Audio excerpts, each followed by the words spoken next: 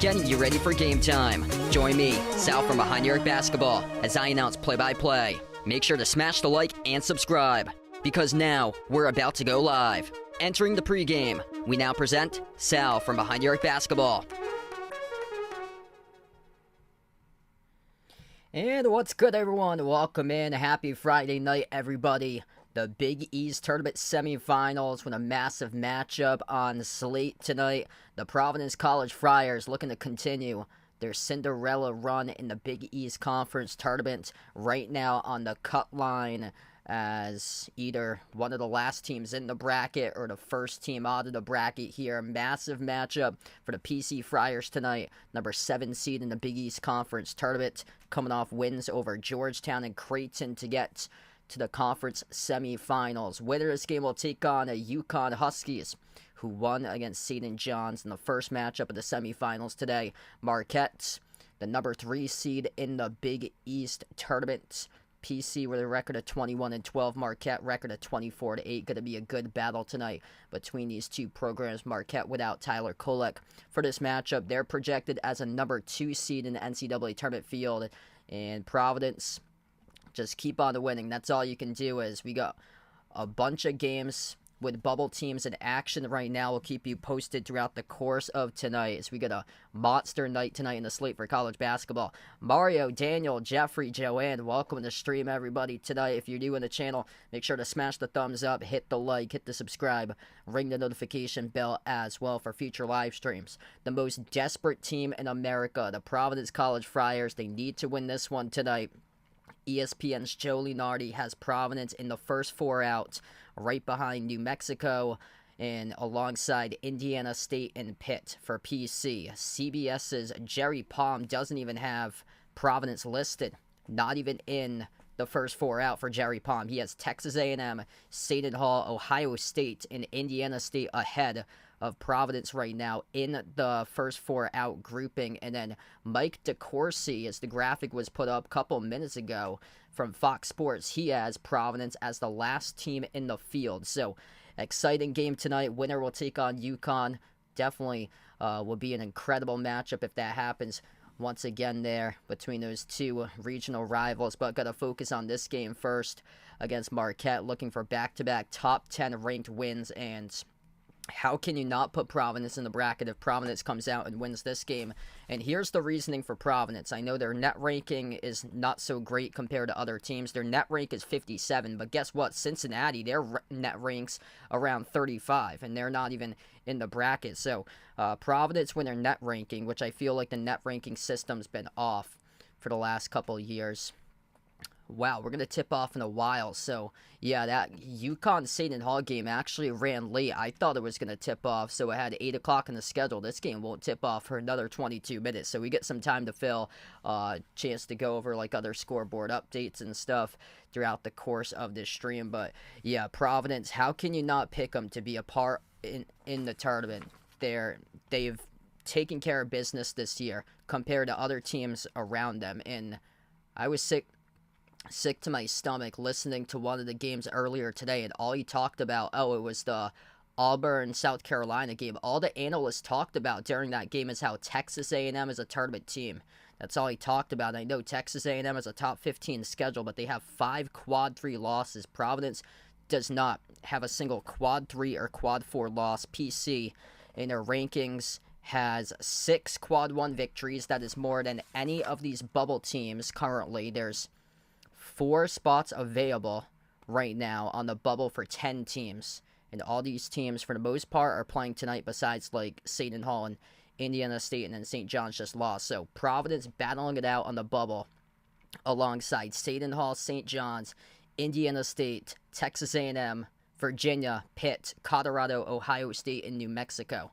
Out of this grouping of teams, Providence has the most quad 1 wins with 6. After that, Seton Hall is 5, Texas A&M is 5, Pitt has 4, New Mexico has 4, St. John's and Ohio State have 3. Mississippi State won big today against Tennessee, so they should be a lock in the bracket right now for Mississippi State. Virginia and Colorado have 2 for quad 1 victories. Providence, I know, they've had the most opportunities out of all those teams, but still, and this is where Providence separates themselves out of the pack. 0 quad 3 and quad 4 losses for Providence. Compared to Seton Hall, they have a quad 3 loss against Rutgers. Texas A&M, they have 5 quad 3 losses. That includes 2 of those against Arkansas and a terrible loss against Vanderbilt. Pitt, 2 quad 3 losses for them. The worst one came back in the early season against Mizzou, which one of the commentators said that Pitt passes the eye test. They certainly do not when they lost against 0-18 Mizzou, who went winless in the conference. Playing New Mexico has that awful loss at home against Air Force a couple weeks ago. St. John's has a quad 3 loss. Ohio State has a quad 3 loss. They also went 9-11 in conference play. Virginia and Colorado, both of them do not have any bad losses, winning the quad 3 and 4. Right now, they have 9 losses total with those 2 teams each. So they're ahead in the bracket with Providence. Providence has 12 losses. They only got 2 quad 1 wins between Virginia and Colorado. But if Boston College had won that game and played spoiler, Providence would be in the bracket right now. Virginia would not. That's how it would have gone. And so many close games. We'll keep you posted throughout the course of the night. We're going to tip off in under 20 minutes from now. This game has been delayed for a little bit due to UConn and St. John's taking a little bit longer. UConn won 95-90 against St. John's.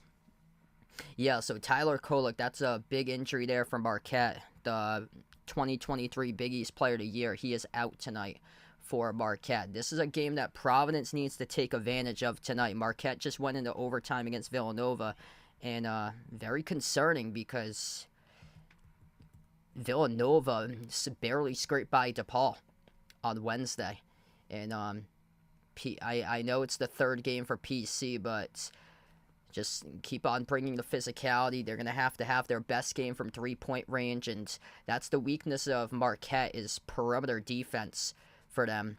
And if they can take advantage and make their threes, I think they get a legitimate shot tonight with Kolek out. Wow, so former UConn head coach from the past talking to Kim English last night, according to Jeffrey.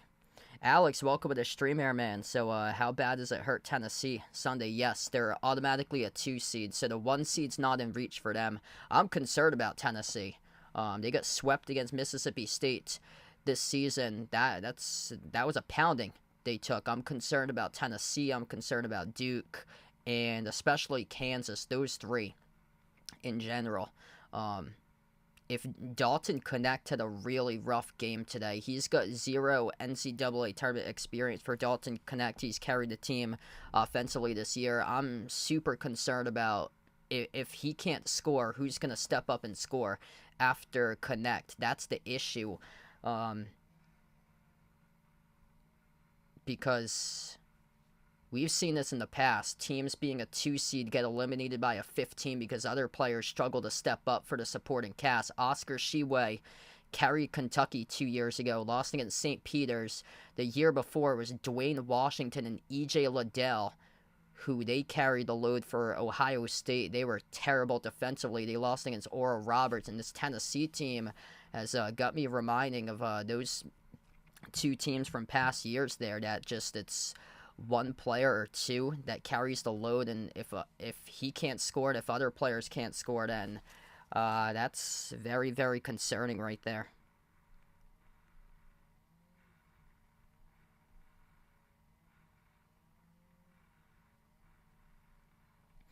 So if you guys are doing the stream, make sure to smash the thumbs up, hit the like, hit the subscribe, ring that notification bell if you guys would like to be notified here for future live streams I cover. What's good, Mario on the stream? Welcome in. Thanks for joining in. Yeah, hopefully you're able to get better there, man. Hopefully much better days ahead, and get some rest, and hopefully you'll be able to get better much soon. I'm going to go through the entire scoreboard right now, because what Providence needs entering today, it certainly has not helped out their cause. Indiana State, I'm sorry for you guys, but probably whoever's fans of Indiana State, they're probably not going to make the tournament, most likely right now. But here's the ultimate Providence Friars reading guide for tonight, and a lot of these are not looking so well. Illinois needs to beat Ohio State, and right now that score is Ohio State 56, Illinois 47. That's the least of the causes there, though, because Ohio State would need to get past Purdue to win the Big Ten tournament championship, most likely. Here's another low-key thing that Providence needs in the reading guide. Providence needs Wisconsin to go out and win the Big Ten tournament. That has looked pretty good recently. Wisconsin whipped Maryland yesterday. Wisconsin won against Northwestern this afternoon. So that's helpful towards Providence. Other keys is North Carolina needs to beat Pitt. If Pitt wins, then there'll be a bid stealer from the ACC. Because Virginia right now is fringe bubble. Pitt is on the bubble. Pitt's been playing out of their mind lately. I would not want to be a 6 seed and take on Pitt in the first round. And there's a lot of weak 6 seeds out there. Clemson, Utah State. There's going to be a lot of weak 6 seeds in the bracket. I feel like there's a big drop-off between 4 to 5. And 5 and 6, there's a lot of question marks with those teams, in my opinion. So North Carolina needs to beat Pitt tonight for Providence on the ultimate reading guide. Right now, it's tied up at the start of the second half. 19 minutes left to go, 35 even. Let's see what else we got. Kentucky needs to beat Texas A&M, which that's not looking so hot right now as they're at halftime. Kentucky was down by double digits. The score there is 48-42 Texas A&M, which I don't know how Texas A&M makes it into the bracket, honestly. They got way too many losses, in my opinion.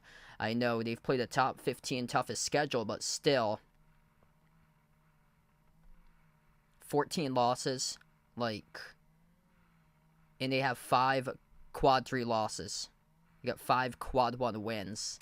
It's just very odd. They lost against Vandy, got swept by Arkansas. Very odd that Texas A&M is even being considered at this point. And then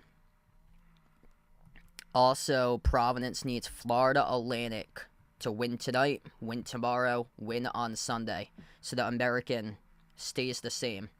And here's the bid stealers we got right now currently. There's going to be one that we know of out of the A10. Remember 4 years ago, Duquesne, they got off to a 16-0 start for Duquesne.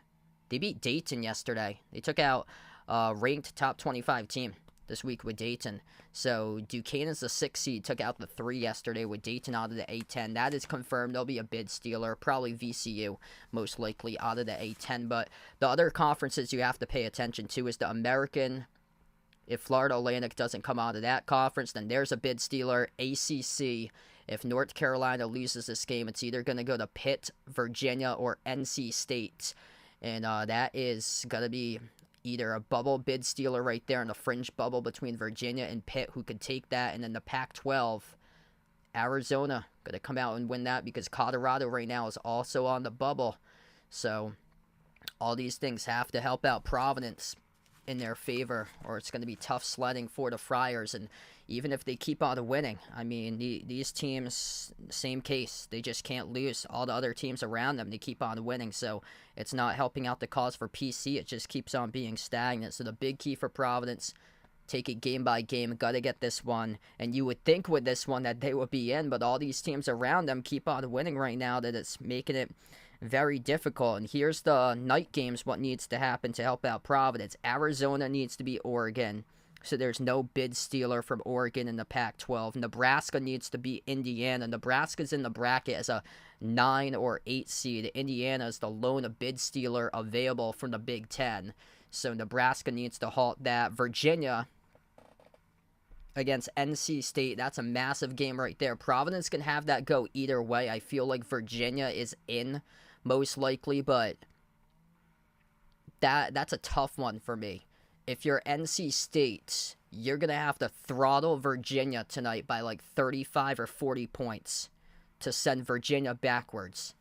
If you're Virginia, you can eliminate NC State, and then you'd have to lose against North Carolina in the conference tournament championship.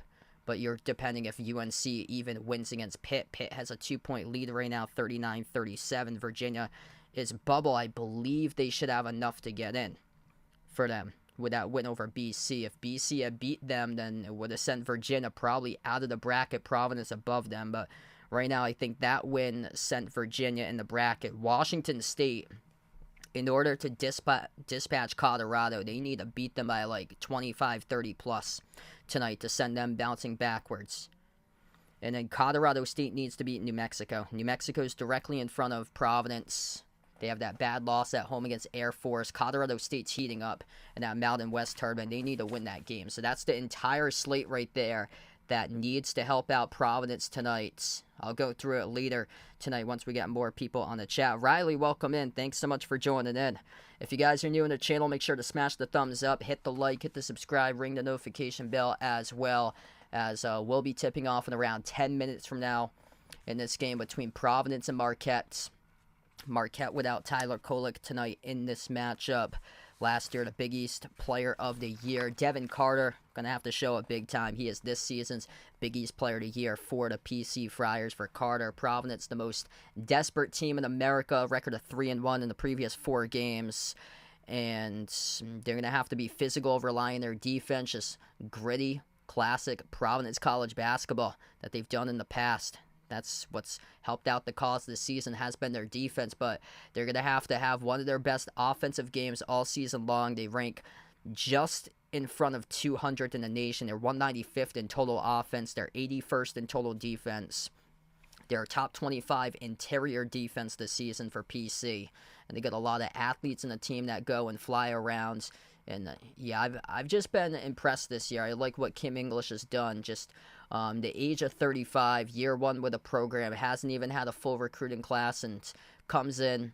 And I thought Providence was done after the Bryce Hopkins injury, but this PC team is resilient, and we got to see Devin Carter in the NCAA tournament. He's got the most heart out of anybody in America. This Providence team plays with just grit, intensity, so much heart out there on the floor.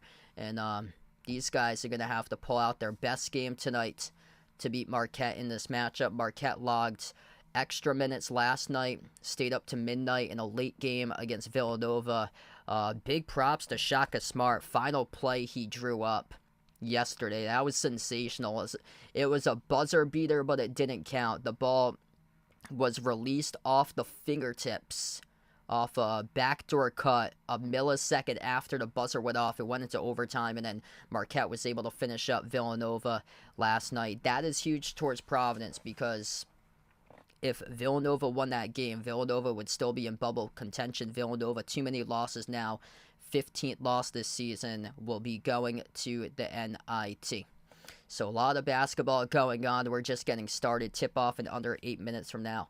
What's good, Diamond McCrab? Welcome back in the stream. Thanks for joining in, man. Some great games going on at this moment. Houston against Texas Tech. Houston leads 32-29. Texas A&M 6-point lead up at halftime over Kentucky, 48-42. Illinois has cut the Ohio State lead to 3, 57-54. Providence needs to root for Illinois to beat Ohio State in that game tonight. Florida Atlantic down by 1 against North Texas. This is the conference semifinal, so it's not the last game yet for the Big East tournament. Tomorrow night's the last game. So whoever wins this game will take on UConn tomorrow night in the conference championship game. North Carolina leads Pitt by 1, 40-39 right now. And Oregon versus Arizona just tipped off, so we'll keep you guys posted with that game as well. Oregon's had a lot of issues this year playing against top caliber teams for them, so they're also a long way from being in the bracket. Would be a potential bid stealer if they come out of the Pac-12 though.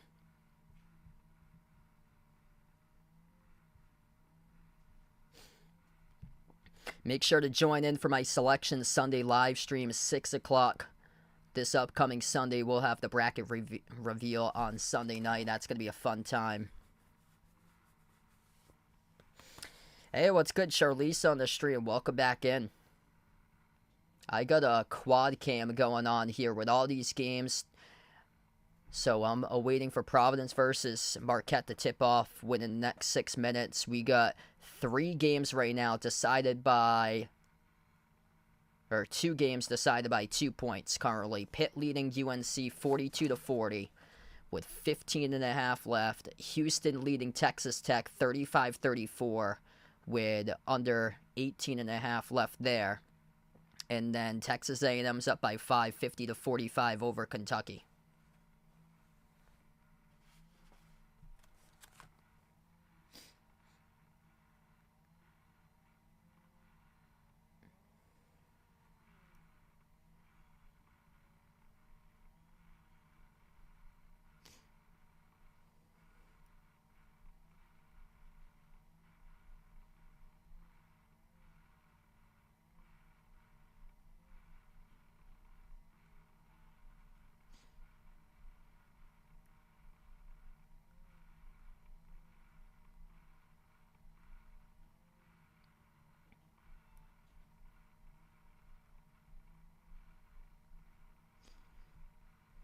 So yeah, Tennessee got throttled today against Mississippi State, so they're out of that 1 seed contention line right now for them.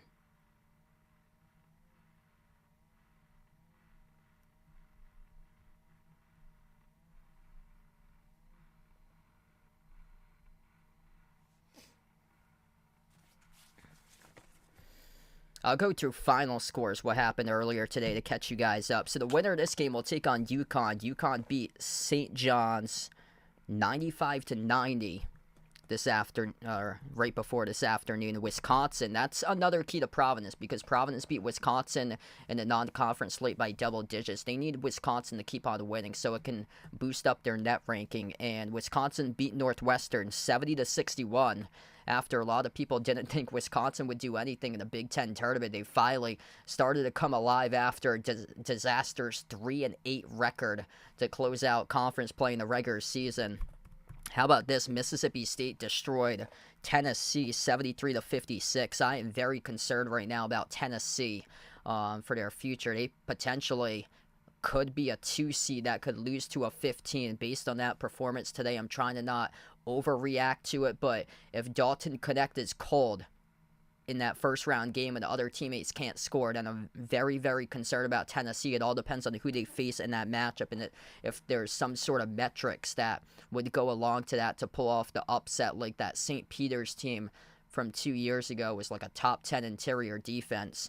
And then this hasn't been talked about a lot. I'm going to go right into detail. I haven't said it yet, but Auburn, man, they're looking solid. I picked them to win the SEC tournament, and right now it's looking like a good call from today's game. They destroyed South Carolina 86-55. for Auburn. That team is deep. I think they got potential to go on a deep run for Auburn. They are deep in both the front court guys and the guards on that team. They're kind of like under the radar. Their analytics are really good. A lot of people give them trash because they're just 1-7 in quad one games for Auburn. But I mean, deep teams usually go far in the tournament, and Auburn is one of the deepest teams in America. I think they're going to be a tough out in the tournament for them. Purdue beat Michigan State 67-62. If Michigan State had lost against Minnesota, they would be really sweating right now come Selection Sunday. So Donovan McCrabb's got his bubble. Last four in: Mississippi State, New Mexico, Pitt, Indiana State. First four out: Seton Hall, Colorado, Texas A&M, and Kansas State. Wonder where Providence would... oh, wow. So Providence is behind right now. K-State. Yeah, they did lose to K-State. Kind of questioning the Texas A&M one. Looking at Texas A&M, they're all over the place, that team. They got 5 quad 1 wins. They got 5 quad 3 losses for Texas A&M. They're just all over the map right now. Seton Hall, I don't think they make it in, honestly. Their net ranking is in the 60s for Seton Hall. So I honestly don't think they make it in. They got destroyed by St. John's by 20 yesterday, and I think that really hurt out the cause for them. So we'll keep you guys updated throughout the course of this game. Starting 5 looks like this as a starters is being announced right now. Tyler Kolek will not play tonight for Marquette due to an oblique injury, so he is listed out once again. Providence starters: Devontae Gaines, Jaden Pierre, Devin Carter, Rich Barron, Josh Aduro. They're going to have a monster game for the Big East Player of the Year tonight. Devin Carter, him and Josh Aduro, an absolute force this season. Carter's averaging 19.5 points per game, 8.7 rebounds per game, 3.7 assists per game entering tonight's matchup. Aduro averaging above 16 and 7 for points and rebounds this season. Barron, a Big East all-freshman team selection. Aduro, a Big East honorable mention. And Carter, the Big East Player of the Year. Marquette, led by Oso Ighodaro in the front court, as he was named a Big East second-team all-conference selection. Inside the starting lineup with Ighodaro is David Joplin in the front court, and in the back court with Cam Jones, Chase Ross, and Stevie Mitchell. Marquette goes with the yellow jerseys for tonight's matchup. Dark blue numbers, dark blue letters for tonight's game for Marquette, making their trip from Milwaukee, Wisconsin over to New York City to MSG to play this game. They're coming off a thrilling victory last night in overtime over Villanova. Final score is 71-65. Providence, back-to-back victories in a row to get them here. They swept Ed Coley in Georgetown in the opening round, 74-56. Won yesterday against the number 8 team in the nation, the Creighton Blue Jays, 78-73. Yes, I saw that. I saw Kenny Pickett got traded today. Yeah, I thought that would happen because Russell Wilson's now the quarterback for Pittsburgh. If you guys are new in the stream, make sure to smash the thumbs up, hit the like, hit the subscribe, ring the notification bell as well. Hit us up in the chat who you guys like tonight to win this game, Providence or Marquette. Make sure to vote in the poll as well. The Providence Friars, the most desperate team in America, and they're going to play it tonight, and they have to show it. They come into the game 4.5-point underdogs. They split the season series against Marquette in the regular season. Providence won with Bryce Hopkins back on December 19th at home at the Amp, 72-57. They lost the last game last month on February 28th at the Fiserv Forum, 91-69, the final score. Going to have their best offense as a team today in this game. They've struggled all season long offensively. They've had solid number 1 and number 2 options between Carter and Aduro, but the 3, 4, 5 guys plus need to step up in this matchup. Providence, black jerseys, white numbers, white letters. They know what's in store tonight. You win this game, you inch closer to the bracket. You need help, though, by the other teams to eliminate bubble teams, and that is not looking likely right now. Providence knows that they need to win this game to have a shot at the NCAA tournament, and then they'll focus on UConn tomorrow. Marquette, yellow jerseys, dark blue numbers, dark blue letters for this matchup as we're about to tip off in just a moment here at MSG. Nothing better than March college basketball. Once again, Big East tournament semifinals. Providence leads all bubble teams with 6 Quad 1 victories, looking to make it 7 tonight to separate themselves from the pack. They have 0 Quad 3 and Quad 4 losses, looking to make the case and up the case for the PC Friars. Here we go, as we are underway, and Marquette controls the opening tip. Right to left on the floor for the Golden Eagles as Chase Ross. He puts the ball into the hands of Stevie Mitchell. Mitchell, a junior for Reading, Pennsylvania. Mitchell dribbles up towards the left wing, hands it off to Ross. Ross towards his right, hand off to Jones. Top of the free throw circle into the hands to Iguodaro. Floats up the runner, connects on it. Good for 2 by Oso. Oso Iguodaro, Big East second team all-conference selection. Top 100 recruit back in the class of 2020. Providence with their first possession. Carter. At the right wing perimeter, Carter looking to move it off. He sends it off to Barron. Big East freshman team selection. Dribble drive down the lane inside with the right hand. Missed off the glass. No good by Jaden Pierre for PC as Marquette comes out with a defensive rebound. Second possession now for Marquette. Top of the key, Iguodaro scored the first bucket on the runner. Iguodaro works his way inside. Left-handed hook. Missed off the rim. A rebound controlled by Gaines for PC. Carter. At the top, weaves his way, dribbles up mid-block. Carter now low block, slides it out to the top off to Aduro. Aduro backs his way, brings along a double team at the elbow, gets the way out to the right wing. Touch pass, Gaines outside. Carter, Gaines has it again, dribbles up, slides it out to the wing. Pierre takes the three, right down the chute, delivers. Bang, bang by Jaden Pierre, the sophomore from Elizabeth, New Jersey. 3-2 now, PC with a lead, first minute plus through action. Marquette possession number 3 underneath. They dump it off down low to the cutter, backdoor, and that's David Joplin who scores. Marquette, an excellent passing team this season, assisted by Cam Jones, even without Tyler Kolek in this game tonight. Out due to an oblique injury, they ranked top 35 in the nation in assists per game. Pass off the backdoor cut. Providence couldn't keep it alive, though, as that was stripped off the fingertips of Rich Barrett. A turnover. Marquette with a 3. They splash it. Stevie Mitchell delivers on the 3. 7-3 now for the Golden Eagles in the first 2 minutes of action, and we get a Marquette player down. Injured right now, grabbing a hold of his left ankle. Number 2 for Marquette, Chase Ross. When Chase Ross right now is down on the floor. Let's see what happened here in the replay. He tried to get around the screen set by Aduro, and yeah, he was a little bit hobbled trying to get up and try to run it off, and he was really hobbled as he looked like he bumped his lower ankle into Aduro off the screen, and that's an injury by Marquette in the first 2 minutes of the game. So number 2, Chase Ross, a sophomore from Dallas, Texas, averages 6.4 points per game. Has to take a seat on the bench, being checked at right now by athletic trainers. So they're already hobbled for Marquette, missing their star player, Tyler Kolek, the point guard for the team. And now Providence with an opportunity to see if they can take advantage of this injury right now. A little bit shorthanded. Providence comes up with an inbounds. PC down by 4 the first 2 minutes. Running the point here with Rich Barron. Puts it at the top of the key off to Aduro. Into the hands to Carter. Carter at the left wing draws a double team. Moves it off to Aduro. Kick out to the wing. Gaines takes the 3. Skipped around the rim. No good. Carter tips it off to Barron. Backdoor over to Carter. He scores. Up and in. Off the backboard. Good for 2 by Devin Carter. 2-point game right now. Approaching 17 and a half left to go in the first. Marquette with a possession. Dribble drive inside Mitchell. Oh, he blew a wide open layup. We get a foul down low here. Picked up on the floor, though. And it's going to be picked up by Barron on his first personal. Wide open layup that Stevie Mitchell just completely blew on that play from, or it was Iguodaro, number 13. Mitchell was the one who was setting the pick inside the key as Aduro got tangled up underneath, and they called a foul on Barron, though. So this will be free throws here at the line for Marquette. So 2 shots now by Oso Iguodaro, part of the second team all-conference in the Big East for this year. First shot by Oso as that goes through. A couple of keys for Marquette this season, ranking number 2 in the Big East in three-point shooting.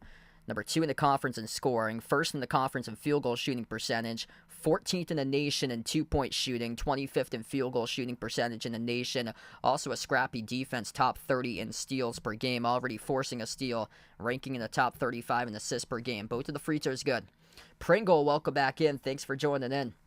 Hopefully PC is able to deliver tonight. Carter at the top, he's got 2, looking for more. Pro hop inside a key, and They're going to get called on an offensive foul picked up, charged to Aduro in his first personal foul. So an illegal screen by Aduro tried to clear the pathway of Carter inside the key.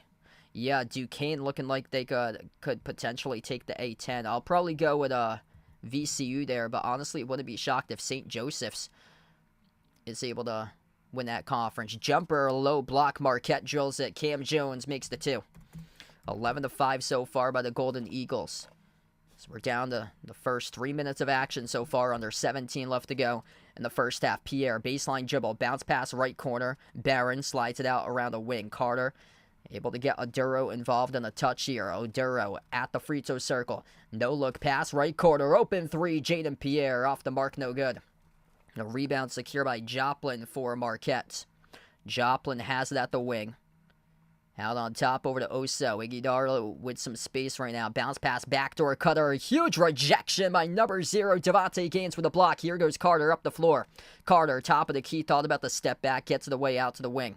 Pierre, bounce pass over to his teammate. That is Aduro. Aduro brings along a double team. Carter, dribbles, kick out, quarter. Providence, shot clock's down to 12. Carter launches a deep 3 off the rim, off the top of the backboard, no good. Offensive rebound hauled in by Aduro. He got tied up with it, though. And I believe it's going to be jump ball Providence with the possession off the tie-up. Energetic start to this game between both of these teams. Just about 16 minutes left to go. In the first half, we're down to 16:06 left to go right now. So right in front of the 16-minute mark in this game. Inbound goes to Aduro, down by 6, looking to cut it. Carter has it at the wing. Carter brings along a double team. Carter up fake, bounce pass Aduro. Shot clock winding down to 10. Aduro grinds his way inside the low post, draws a double team over to Carter. Tough defense by Marquette right now. Carter gonna have to launch. Shot clock down to 2. Dribble drive inside. Carter, he gets fouled. 1 in the shot clock. Devin Carter in the layup motion as the basketball got rejected off the bottom part of the glass, but Devin Carter, so much heart on the floor, looking to carry his team in this one. He'll have 2 free throws coming up at the free throw line once we get back from the timeout. 6-point lead by Marquette. First timeout on the floor as we take the under 16 media timeout. What a start in this game. If you guys are doing a stream, make sure to smash the thumbs up, hit the like, hit the subscribe, ring the notification bell as well if you like to be notified for future live streams. Feel free to join the Behind Your Arc Basketball Bracket Challenge group. Everybody's available. Everybody's welcome to do so. All are welcome to be a part of this year's Behind Your Arc Basketball Bracket Challenge group.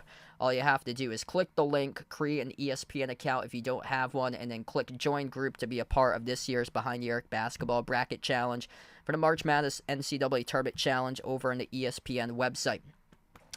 Quick look at the scoreboard update right now. Houston leads Texas Tech 52-38. Texas A&M, not a good sign for Providence, leads Kentucky 60-54. Ohio State up by 1 over Illinois. That game's going to finish very soon, under 2:30 left to go. We'll keep you posted. Ohio State leads by 1, 71-70. Not good. Another bad sign for Providence. North Texas leads Florida Atlantic 45-44 right now. Potentially a bid stealer out of the American. North Carolina 3-point lead with 10:30 left to go over Pittsburgh 52-49. And then over in the Pac-12, Arizona 5-point lead over Oregon to begin 18-13. A lot of great games going down right now. What Providence needs during this hour is for this to happen. Kentucky needs to beat Texas A&M. Illinois needs to beat Ohio State. Florida Atlantic needs to beat North Texas. North Carolina needs to beat Pitt. And Arizona needs to beat Oregon. All those things need to work out in the favor of Providence. Plus, Providence needs to win this game in order to jump the majority of those teams in the bracket. I'm looking specifically at Texas A&M right now. If Texas A&M loses to Kentucky, Providence, if they go out and win this game, Providence would jump the Aggies in the bracket. But of course, you cannot have another bid stealer because that shortens the gap right there, and Florida Atlantic needs to do their job tonight as well. We come back from the timeout. We're down to 15:47 left to go in the first. This game's just getting started. Devin Carter will have 2 free throws coming up at the line.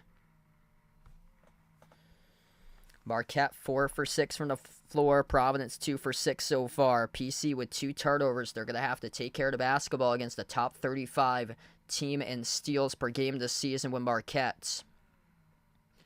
Marquette without their starting point guard, reigning Big East Player of the Year from 2023, Tyler Kolek, out due to an oblique injury. They are 2-2 this season without Kolek. The 2 games they won were a road game at Xavier by 6 points, and then they won yesterday in overtime over Villanova by 6. Not the best of starts for PC. PC jumped out of the gate last Saturday against UConn. UConn blew them out in the second half, though. And tonight, they're down by 6. They jumped out to a red-hot start against Creighton yesterday, led as many by 13. And this is a critical timeout for them to get themselves going, get the wheels back on, and see if they can start to cut into the deficit. Carter will head to the free throw line, shoot 2 for Providence.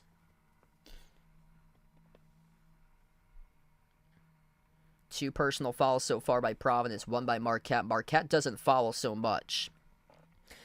Chase Ross got injured. Lower ankle injury in the first 2 minutes of the game, had to be substituted for. It was Ben Gold who's on the floor right now. So they're going much bigger for Marquette. So Ross is 6'4", Ben Gold is 6'11", so they're going with size out there on the floor for Providence. They need to nail their threes. Right now they're 1 for 4 from 3-point range. First one is good. Yeah, I feel like yesterday's game was the tougher game compared to this matchup. Welcome back, Vegas, in the stream. Glad to have you back in. 4-point game. Carter nails both of the free throws. Lucas, welcome back on board, man. 15:45 left to go in the first half. Marquette with possession. Minus a couple key guys out there right now for Marquette. They have it at the right corner perimeter. Cam Jones dribbles up, sends it out to the top over to Mitchell. Mitchell, dribble drive down the lane inside. Mitchell gonna strip Mitchell at the baseline. Not a bounce, it's a turnover. Great defense right there by Jaden Pierre, able to strip that basketball off of Stevie Mitchell. And now Providence will get it back. Yeah, that game was close going into halftime. Houston was up early. I think it was like 25-12, and then last time I checked, they led by 14. Houston just, once again, just excellent start. First half and now second half for them. Here goes Providence with a wide open 3 at the wing. Pierre, no good, skidded off the rim. Offensive rebound back to Pierre. Lost the handle, though, and that's turnover number 3 by PC. Basketball goes back to Marquette. Just about 15 minutes left to go remaining in the first. Iguodaro slides it out to the corner, to the hands to Gold, back over to Oso. Oso moves now to the top of the key here for Marquette, into the hands to David Joplin, over to Oso, top of the free throw circle. Handoff from behind over to Mitchell. Mitchell turned it over the last time, top of the key, Cam Jones. Shaking, big step back jumper in the air, no good, skidded off the rim, and it goes out of bounds. This will be PC basketball. Yeah, there's so many teams that should be in. This year, the bubble is so large. There's legitimately 10 teams battling for 4 spots, and potentially fewer. Like 10 teams could be battling for 2 spots, say if North Carolina loses against Pitt, and then Florida Atlantic blows this open and loses in the American. Thomas in the stream, welcome in. Thanks for joining in, man. 4 points they're trailing now by PC. Looking to cut it right here. Pierre at the wing, 14.5 left to go in the first. Sends it on the top of the key over to Carter. Carter dribbles up at the elbow. 3 turnovers so far, looking to take care of the basketball. Carter inside, moves it out to the corner. Baseline dribble for Providence, and Marquette came up with a block. Aduro got it back, though. Shot clock down to 5 over to Corey Floyd. Baseline dribble Floyd, and he got held onto and fouled. Once again, that's the second time tonight that Marquette has picked up a personal foul with 1 second on the shot clock. That's another critical foul right there committed by Marquette. That's on Iguodaro, his first personal. Second as a team. So this is quite ironic here that both fouls that Marquette has committed, both of them came with 1 second on the shot clock. Shot clock now resets back to 20. Inbound, Carter at the corner. Carter, left baseline dribble, draws a triple team at the baseline. Over to Aduro, spin move inside the key. Off to Carter, right baseline dribble, bumped into and fouled. Another reach-in call picked up by Marquette, this time charged to number 5 of the Golden Eagles. On the floor with Trey Norman. Todd on the stream, welcome in. Thanks for joining in. So Providence once again will get the inbound. Marquette just picked up their 3rd personal foul. Providence has 2.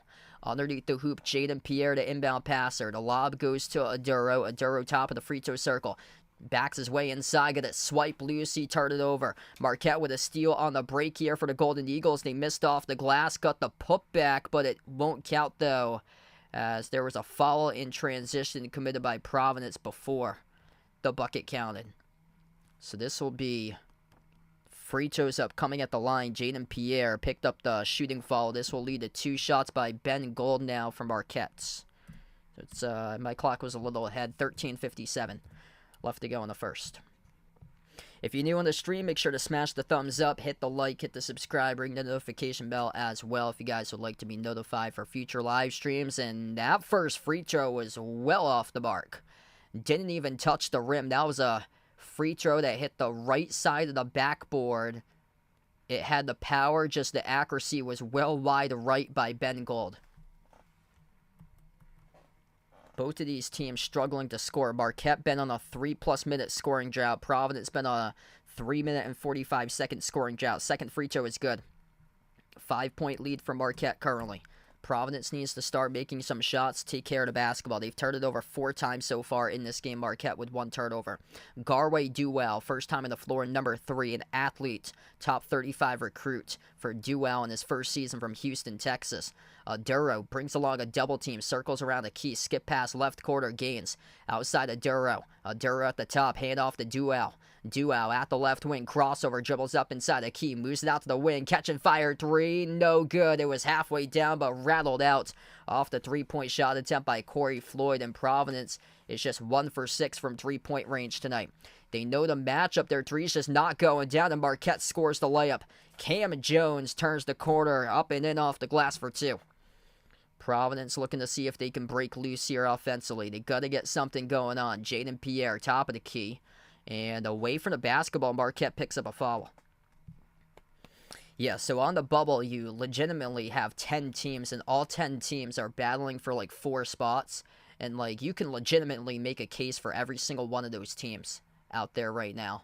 And my case for Providence, why they're better than the rest of the bubble teams, is because they have the most Quad 1 victories. They have 6 Quad 1 wins. They have 0 Quad 3 and Quad 4 losses. And then once you go down the line, you see that Texas A&M has 5 Quad 3 losses. Seton Hall has a Quad 3 loss. Pitt has 2 Quad 3 losses. New Mexico has a Quad 3 and Quad 4 loss. St. John's has a Quad 3 loss. They only got 3 Quad 1 wins for St. John's, but I think they're going to be in the playing game no matter what for St. John's. They're going to take on New Mexico in the 11 seed playing game. Rick Pitino versus Richard Pitino. Winner of that game would take on the 6 seed. And then the 6 versus 3 matchup in that grouping would be Kentucky as the 3. And then the 6 would be Clemson out of that grouping. And St. John's would get past Clemson. That's a 3. It goes down from downtown by Josh Aduro. Really needed that bucket right there. Marquette with a 3. Bricked off the back heel. Rebound control by Aduro. Here we go. Providence up the floor. Looking to cut it right here. Down by 4. Dribble, drive, dish out to the wing. Gains, catch and fire. No good. Skipped around the rim and out. Another 3 that was halfway down and just rattled out around the rim. They've been so close but haven't been able to convert. Just 2 for 8 from the perimeter so far. Iguodaro floats up the rudder over Duro, and he connects on it. 6-point lead for Marquette. First 8 minutes so far. Marquette's controlling this game. Providence just needs to start to generate offense. Hand off out to the wing. Pierre sends it on top over to Aduro. Aduro at the right wing perimeter into the hands of Pierre. I'll go over that in a minute because these bracketologists that I've been looking at get me real mad because I do not believe they are a lock, honestly. Dribble drive inside. Corey Floyd scores the layup. 16-12, 4-point game right now. Hand off top of the key, Stevie Mitchell. Mitchell. Poke loose, deflected, intercepted by Providence. Here they go on a break. 2-on-1 up the floor. Eurostep to the rim. They score. Jaden Pierre up and in off the backboard. Gets the layup. It's a 2-point game. There we go. Turnover forced. They go in transition. They scored a bucket, and now they start to push tempo. Marquette has it top of the key. Iguodaro, defended by Aduro, floats to the runner, came off the rim, short gains, collects the defensive rebound. Providence with a chance to tie with a 2, chance to take the lead with a 3 right here. Jaden Pierre at the top of the free throw circle, moves it outside to Gaines, up fake, out to the top. Pierre moves it out to Duell, lobs it down to the low block. Aduro brings along a double team, skip past top of the key. Pierre out to the corner. Gaines, baseline dribble down to 8, and the shot clock got it back in the court of play. Aduro floats up the shot, got it blocked by Marquette as the Golden Eagles come up with a basketball. What a game so far here. Marquette up by 2. They're going to slow it down. Providence 5 for 14 from the floor. Marquette 6 for 11. Golden Eagles with possession. 15 on the shot clock. Under 10.5 left to go before halftime. Iguodaro inside the key. Slices defenders. What a move there to the cup. He scores the layup. 4-point lead for Marquette. If you're new in the stream, make sure to smash the thumbs up. Hit the like. Hit the subscribe. Oso Iguodaro, 8 out of the 18 so far, leading the way for Marquette. Providence led by Jaden Pierre with 7 as he takes it to the rim. There he goes with a layup. Jaden Pierre, excellent start so far today as we're midway through the first half. Back and forth. Marquette with a possession. Iguodaro at the top of the free throw circle. Running the point for Oso. Bounce pass, trying to go to a backdoor cutter. It's going to be a turnover committed by Marquette. A little bit wide of that pass right there by Oso. We're going to take the under 10 media timeout right now. 9:46 left to go remaining before halftime, and Providence is very well in this game. 2-point game. All right, here we go.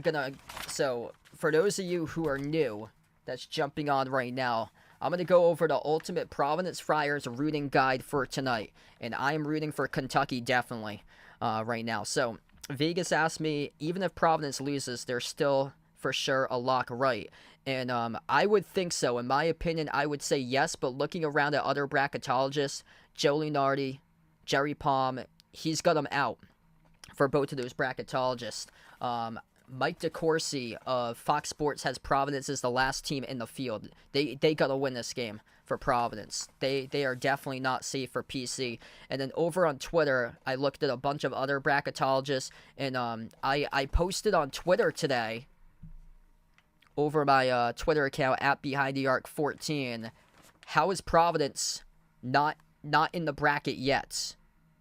They have 6 quad 1 wins. They have 0 quad 3 and quad 4 losses. And then people were telling me that they got terrible metrics. They only have 4 road victories.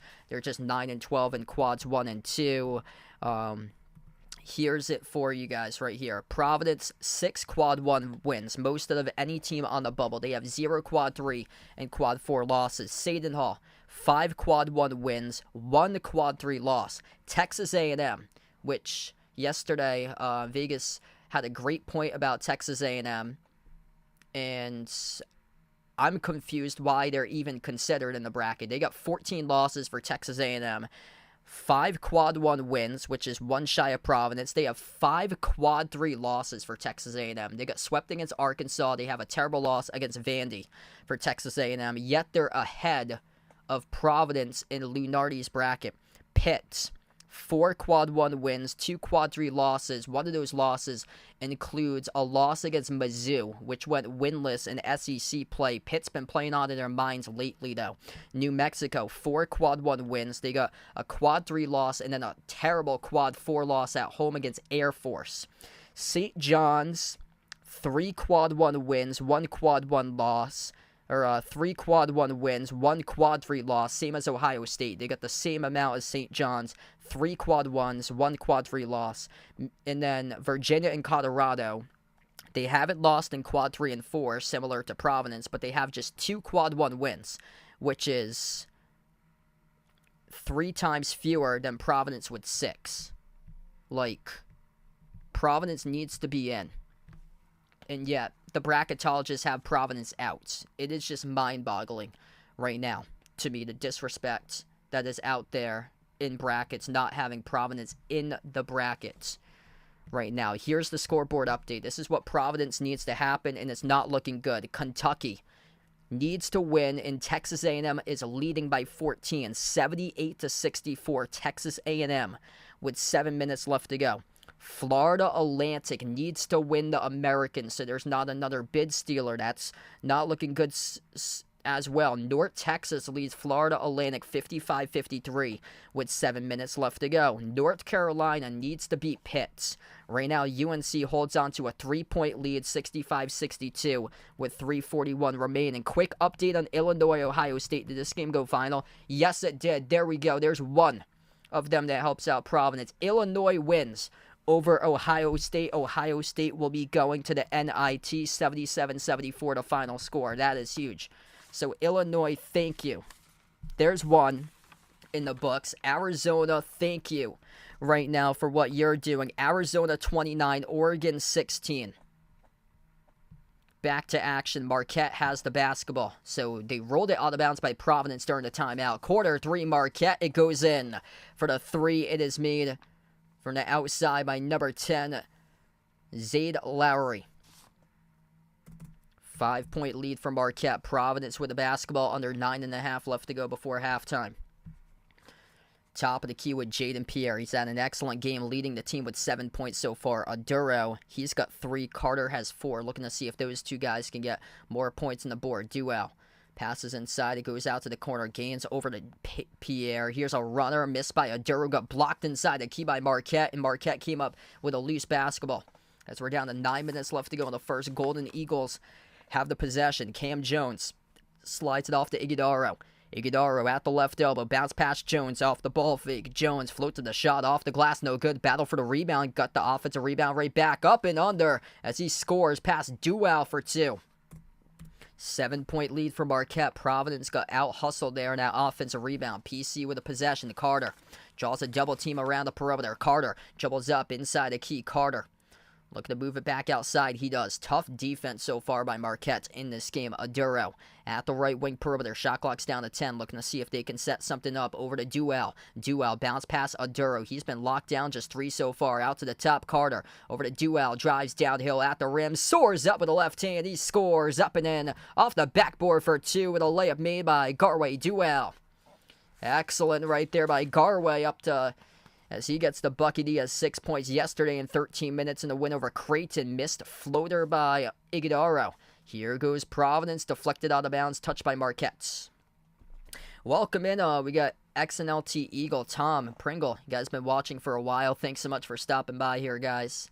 A lot of good content I just put out there within like the last 5-10 minutes or so. Saw you guys back in the chat. We're going to take the timeout as well here. 7:59. Left to go remaining before halftime, and it'll be the under 8 media timeout.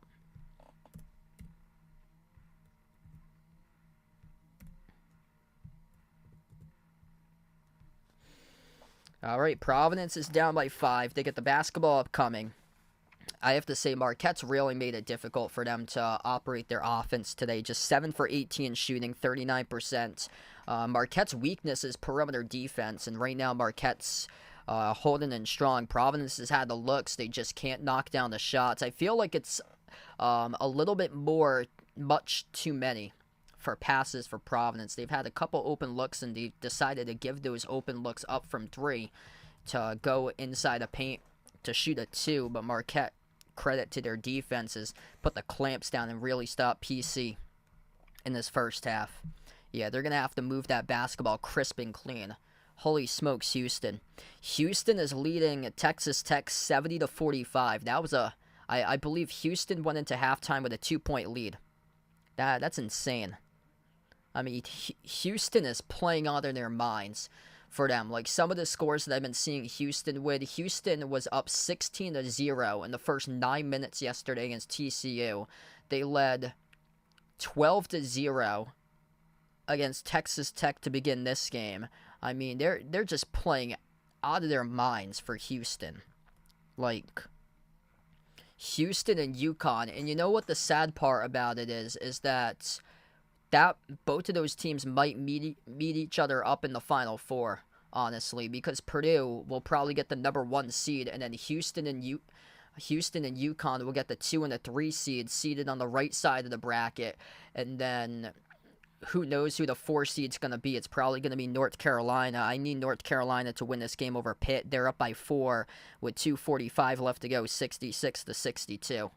But yeah, that final 1 seed is up for grabs. I'll tell you who's not going to get it is Tennessee. And yeah, I've got some more concerns about Tennessee that honestly they might flame out, like Kentucky against St. Peter's and Arizona against Princeton. They honestly might flame out and be a 2 seed that gets upset by a 15 for Tennessee. If they cannot generate any sort of offense behind Dalton Knecht, and if Dalton Knecht's having a rough game like he did today, then good luck. Good luck, because that's been the profile for 2 seeds that's got upsets recently in the NCAA tournament. Kentucky, that year that they lost against St. Peter's, that game was all Oscar Tshiebwe. Oscar Tshiebwe, Big O, carried that team. And then the year before, when Ohio State lost against Oral Roberts, E.J. Liddell and Dwayne Washington carried that team. That team had no depth besides those two. And they got a bunch of experience on Tennessee. But after Dalton Knecht, if none of the other guys can get going, like Ziegler and James down the lineup, then I am very concerned. They got experienced guys in that team. Vescovy has been there for ages. It's just like Knecht's carried the bulk of the scoring. The guys put it up like 18 points per game, and then the rest of the roster is like 12 and then 9 and then 8 and then 7. It's kind of like an unbalanced roster for them. Usually it's like 18 and then 15 and then 13 and then 11 and 10 or so. Yeah. Providence missed the 3 as we come back from the timeout. Another good look, but it skipped around the rim and out. That's like the 3rd time in this game that they missed the 3 that it skipped around the rim. Marquette has possession. Cam Jones dribbles up to the elbow, floats the pass out to the top. Chase Ross is back in the game. He got injured in the 2nd minute. Here's a 3, and it's good. Cam Jones splashes down the 3, largest lead by Marquette right now, 26-18. And Providence in a danger zone right now in this game. They got to get going here offensively. Jaden Pierre out to the wing off to Carter. Carter with just 4, terrible turnover as he floated the pass across the floor, and Lowry picked it off for Marquette. Marquette with 7 minutes left to go. They're looking to extend it. PC needs a big stop. Lowry bounce pass off the roll down. Iguodaro floats it up. He scores for 2. It's a 10-point lead, and Kim English has to burn a timeout. 28-18. Miscommunication right there by Providence's defense off the pick and roll. Oso able to float it up off the runner. He's got a good float game for that guy. Marquette's really showing something right now with their team without Tyler Kolek. 10-point lead by Marquette. They're 2-2 without Kolek. They beat Xavier by 6. They beat Villanova in overtime last night by 6. 2 wins by a combined 12 points without Kolek. Losses against UConn and Creighton. Iguodaro, just somebody's got to stop him tonight. Providence is leaving him wide open. 10 points by Oso in the first half right now.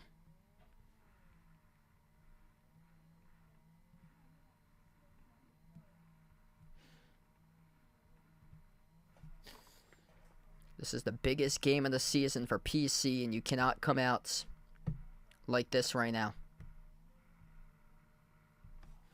Gonna have to come down from a double-digit deficit.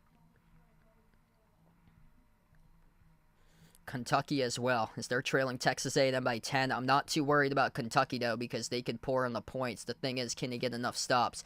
Back from the timeout, Providence needs to make a shot right here. Duro backs his way, draws a triple team inside the low post. Duro almost got tied up. Duro floats it outside into the hands to Pierre. This Marquette defense is looking like a force right now. Pierre dribbles, drives up to the elbow, kick out, corner, open 3. That is well off the mark. No good by Rich Barron.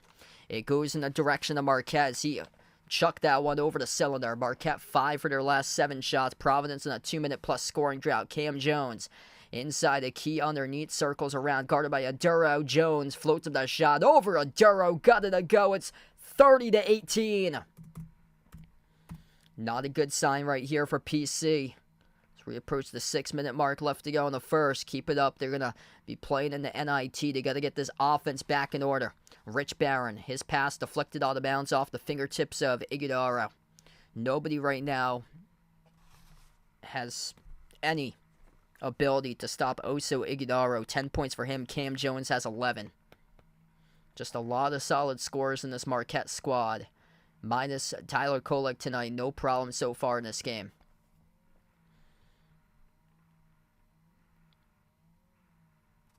Carter will be the inbound passer. And Providence really needs to start ramping up the physicality right now. Carter sends it out to the wing into the hands to Gaines. Moves it on top or to Duell. Outside it goes to Pierre. Carter's been locked down so far. Carter, jab step in the wing. Carter dribbles up, dish outside. Here's a 3 catch and fire. Off the mark, no good. Missed by Corey Floyd. The rebound controlled by Marquette. Marquette on a 12-2 scoring run previous 4 minutes. Marquette with a possession. Cam Jones at the left wing perimeter. Lobs it over to Iguodaro. Iguodaro backs his way to low block. Iguodaro inside the key. Oso with a right-handed hook off the back rim. No good. A rebound controlled by Carter. Here goes Providence up the floor. Carter spin move. Got it back. No call there by the refs as there was a lot of bumping going on. Duell with a floater. That is well off the mark. Back heel too strong. Missed by Garway. Marquette came up with a rebound as we're down to 5 minutes left to go before halftime here. Marquette, baseline dribble, down the lane inside, a wraparound layup, no good. Offensive rebound, kick out, Carter, open 3. Oh, he hits it. Joplin makes the 3. Providence could have boxed out as a 15-point game. 33-18 right now. Their season down on the line, and they cannot score a bucket win in the last 4 minutes for Providence. They're in some deep trouble here. Top of the key. Over to Carter at the left wing perimeter. Carter needing something, just 4 so far. Off to Pierre, deep range 3. Off the mark, no good. They're bricking 3s. They're looking like the Boston Celtics taking 3s when they're on the road at Denver. Right now in this game, and Marquette leads by 15. Skip pass, left quarter, goes to the wing off to Joplin. Just made the last 3 for Joplin on top. Over to number 1, Cam Jones. He's going to slow it down. Jones drives, attacks, dump off down low with a 2-handed flush. Thrown down by Oso. He's got 12. 1 assist right there by Cam Jones. Think you're going to be taking a timeout here. You got to really think about using one if you're PC with Kim English. 4 minutes left to go. 12-zip run by Marquette. This game getting out of reach right now. Pierre inside the key. Pierre moves it out, deflected into the hands of Marquette. It gets intercepted. Up the floor, Marquette to the corner. It's going to be a loose ball foul charge to Duell. 35-18 right now. This is not good. Yikes. Looking like the wheels fell off on this team right now. Oh boy. Providence really needs to start turning things around. Or looks like they'll be hosting Wake Forest in the NIT. 35-18 with 3:46 left to go before halftime. This is what cannot happen tonight. You need to play at least a somewhat competitive game with Marquette to have a chance, even if you lose, to be a part of the bracket. You can't have this because this is going to drop you back. This is not good. Can't have this happening at all.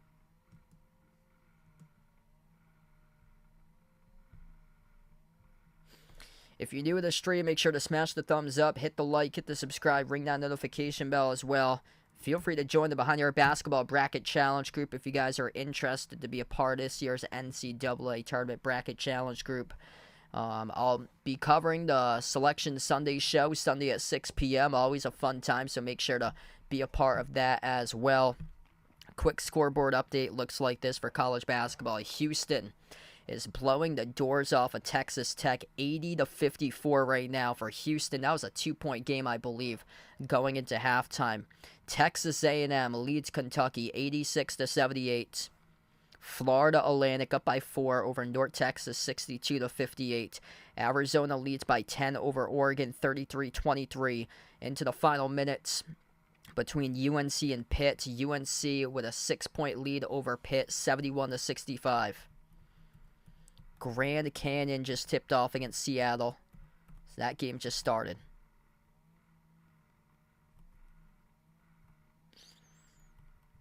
Winner of this game will face UConn in the Big East Championship tomorrow night. Illinois with a big win over Ohio State, 77-74.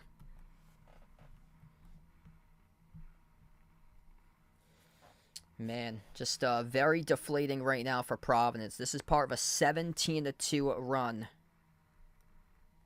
by Marquette.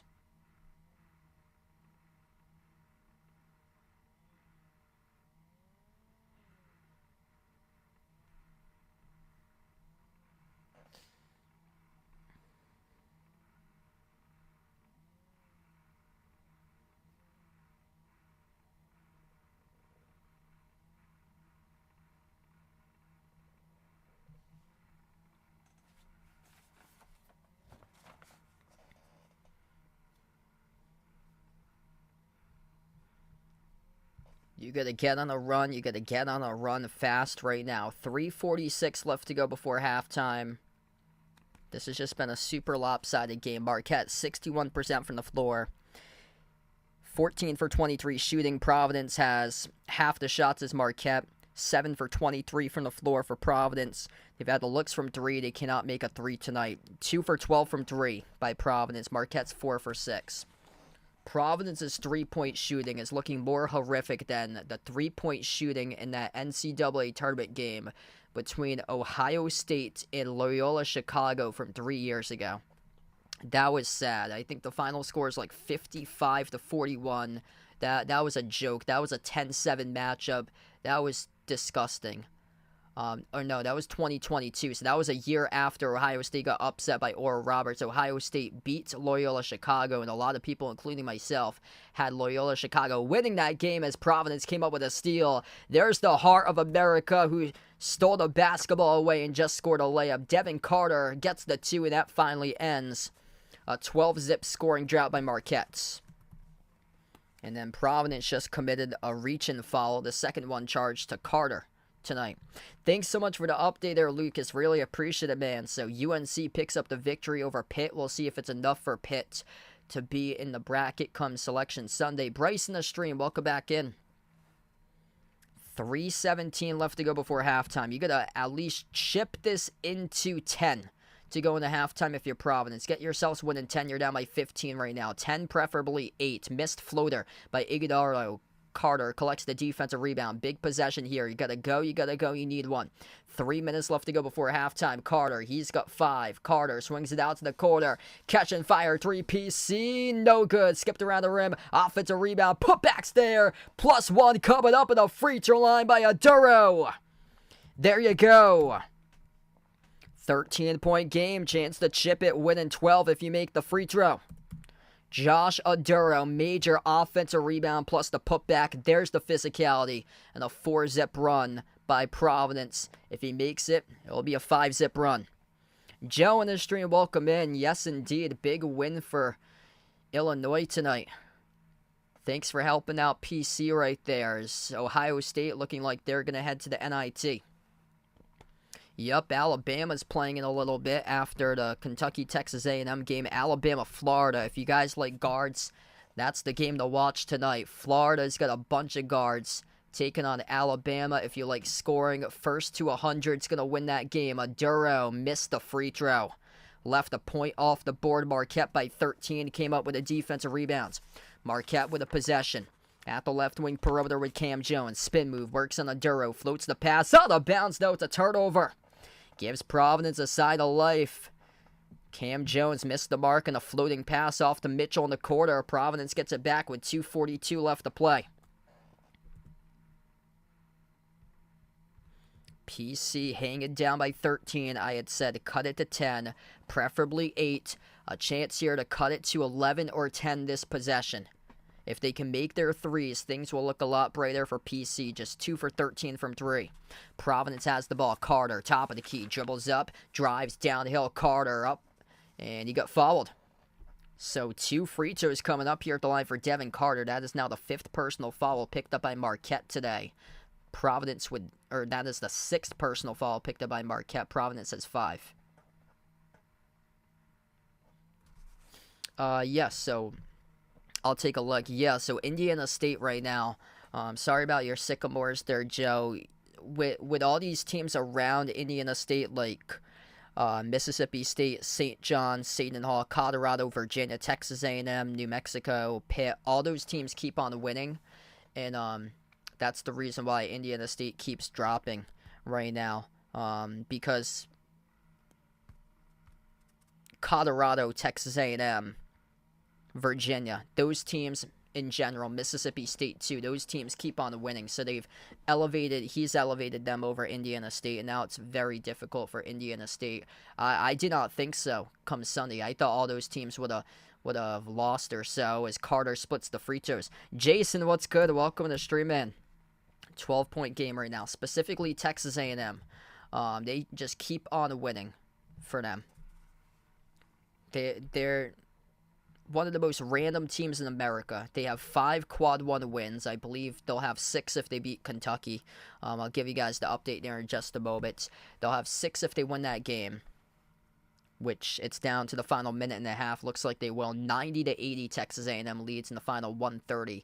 And then they have 5 quad 3 losses. Iguodaro off the mark, battle for the rebound, loose ball. Providence at the baseline. It goes out of bounds. I believe it's off a PC last, though.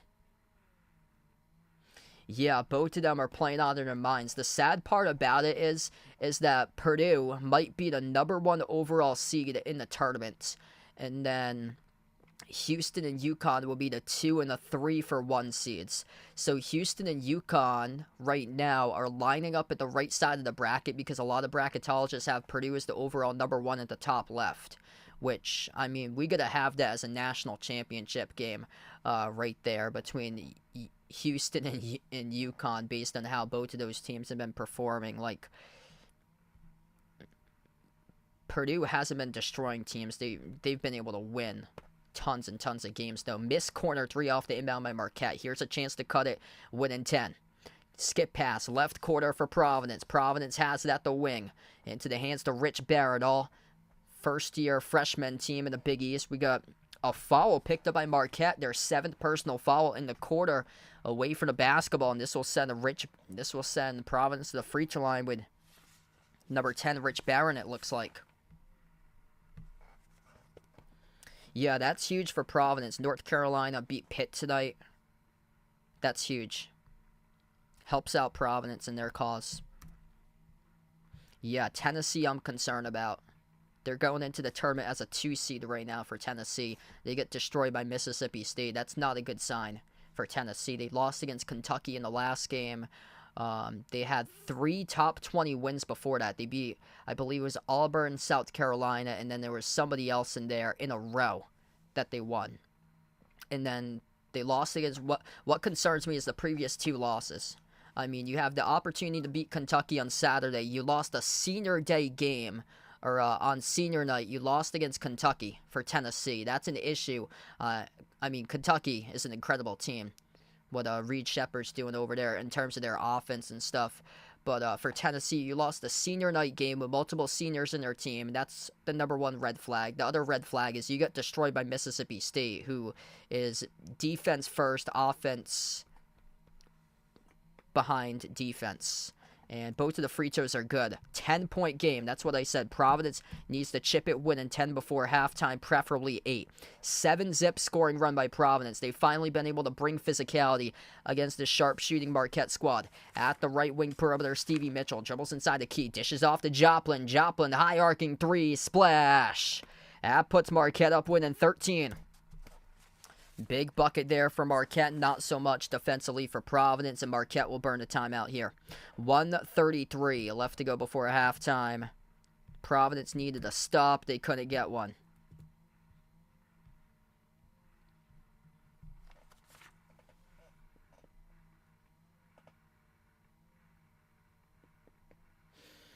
If you guys are doing the stream, make sure to smash the thumbs up, hit the like, hit the subscribe, ring the notification bell as well. I'll be going through the scoreboard updates with you guys at the once we get into halftime. A lot of games going on at the moment, so we'll get you guys updated with every single game going on at the moment in college hoops. That's a massive 3 right there that Providence just allowed.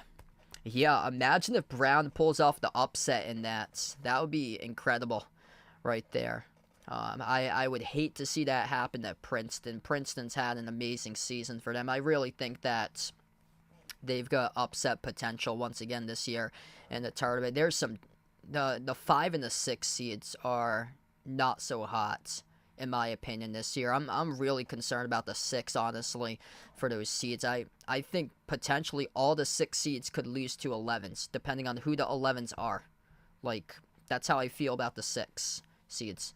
Yeah, that's awesome. Thanks for joining in for Bryce there into the bracket challenge. 1:33 left to go. Providence needs the score coming back from this timeout. Gotta score if you're PC. You're in the bonus. Marquette has 7 personal fouls. Providence with 5. 2 lead changes. Marquette has a 17-point lead, and now it's down to 13. Carter with the basketball crosses midcourt. Final minute and a half left to go before halftime. Carter skips it out right corner. Open 3. Oh, they got it. Rich Barron delivers in the 3. That's a major response there by PC. Marquette with a possession. Left wing perimeter with Cam Jones. Slides it out to the right wing over to Mitchell. Mitchell guarded by Pierre, 101. Bounce pass goes to Ben Gold, number 12. Sophomore from Wellington, New Zealand. Inside the key, Cam Jones off the drive. Kiss off the glass, scores. Up and off the backboard. 40 points allowed by Providence. Uncharacteristic defense in the first half as we're down to the final minutes. Providence possession. Pierre, top of the key, guarded by Ben Gold. Pierre slides it out to the left wing. Deep range 3, bricked off the back rim. Offensive rebound. Off the missed 3 by Gaines. Went directly back to Pierre. Bounce pass down low, and we get a lot of contact. And a foul picked up on the floor. Charged to... Is it Marquette with Cam Jones? Yes, it is. It's Jones's first as he was holding up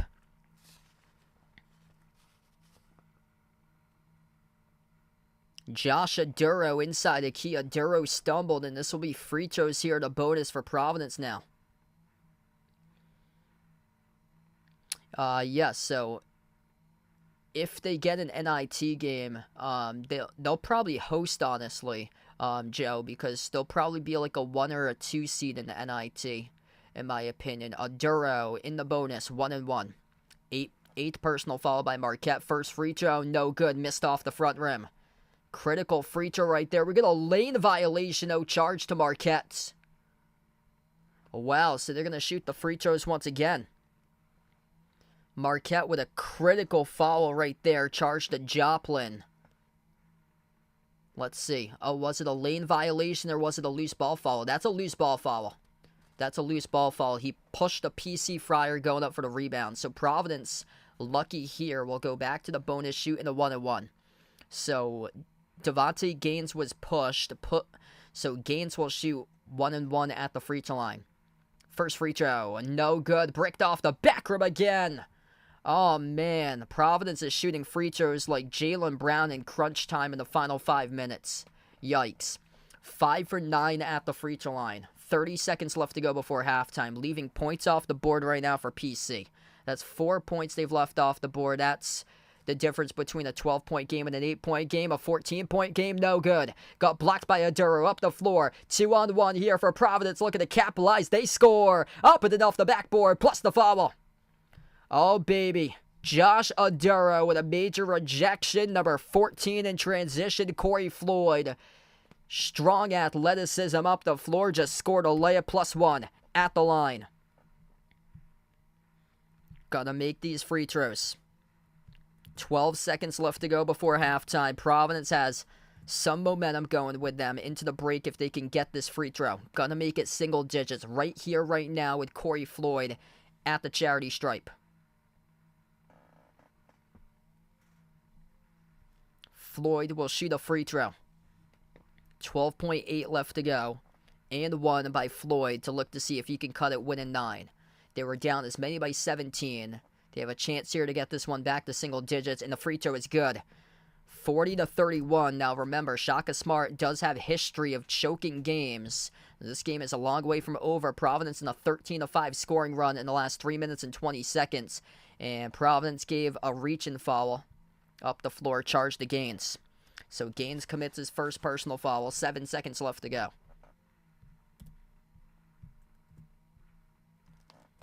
7 seconds left to go before halftime. Providence needs to be keyed in defensively here and force a stop in this final possession.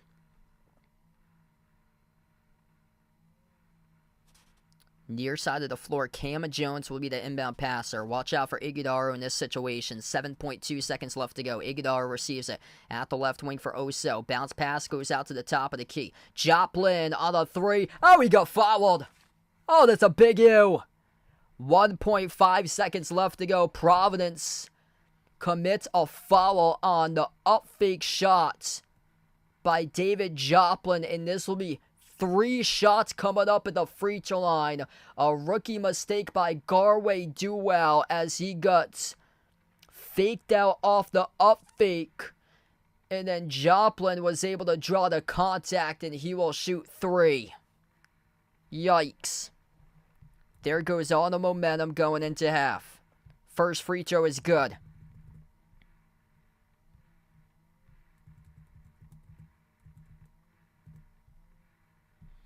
Ten-point lead. He'll have 2 more.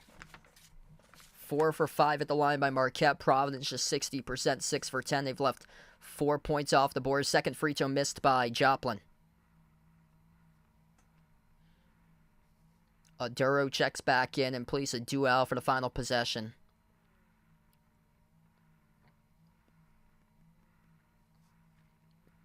Second free throw upcoming here for Marquette.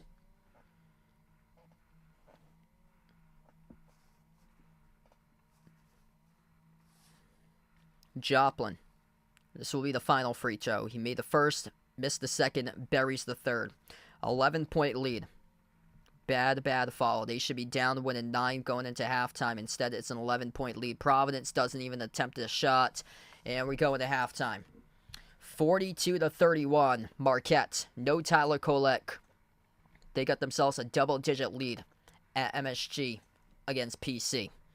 Providence needs to seriously make some big-time second-half adjustments like Montana State did to beat Montana, or this game is looking over. Down by 11 for Providence. 20 more minutes of basketball upcoming after the intermission, and they got to get this team back on the right foot, and it starts defensively. Too many points given up in the first half. They allow Marquette to shoot the ball 55% from the floor, 63% from 3. Providence needs to start hitting threes. They're 3 for 15 from 3. They're just 38% from the floor. This is one of those games that's just clear cuts. One team making shots, the other team cannot bury shots. If you guys are new in the stream, make sure to smash the thumbs up, hit the like, hit the subscribe, ring the notification bell as well. In this one here, Marquette leads points in the paint, 22-16. Providence, tough game at the free throw line. Also, they've turned it over 5 times. Marquette scored 8 points off of PC turnovers, and you got to take care of the basketball. You got to make threes. You got to hit free throws. That's where it starts.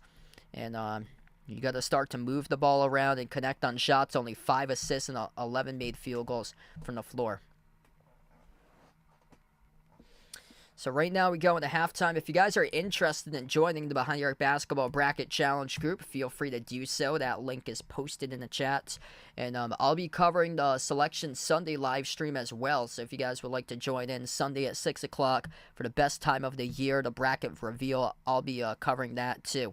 Here we go, college basketball scoreboard, the entire slate of games going on, or games that recently went final. The winner of this game will take on UConn. UConn won over St. John's 95-90 tonight. Here's the games that recently went final. North Carolina beat Pitt 72-65. The final score. We'll see if it's enough for Pitt to make it into the NCAA tournament as North Carolina prevents a potential bid stealer out of the ACC with Pitt. There's still another one possibly available with Virginia. Virginia most likely will be in, though, for Virginia into the bracket. Arizona leads by 7 against Oregon, 34-27. Florida Atlantic going to get the victory against North Texas in a back-and-forth game. FAU able to pull it out late. 25 seconds left. Florida Atlantic 74, North Texas 68. Texas A&M moves on to the SEC semis. They lit up Kentucky today, 97-87, the final score there. Nebraska and Indiana just tipped off. Nebraska would need to win that game to prevent another bid stealer from happening with Indiana. And then games tipping off upcoming. Iowa State taking on Baylor. That's a great game between a 3 and a 2 in the Big 12. That'll tip off in around 17 minutes. Virginia against NC State. NC State looking to see if they can steal a bid and move on to the ACC Tournament Championship tomorrow. They upset Duke last night. And that game will tip off in around 8 minutes between Virginia and NC State.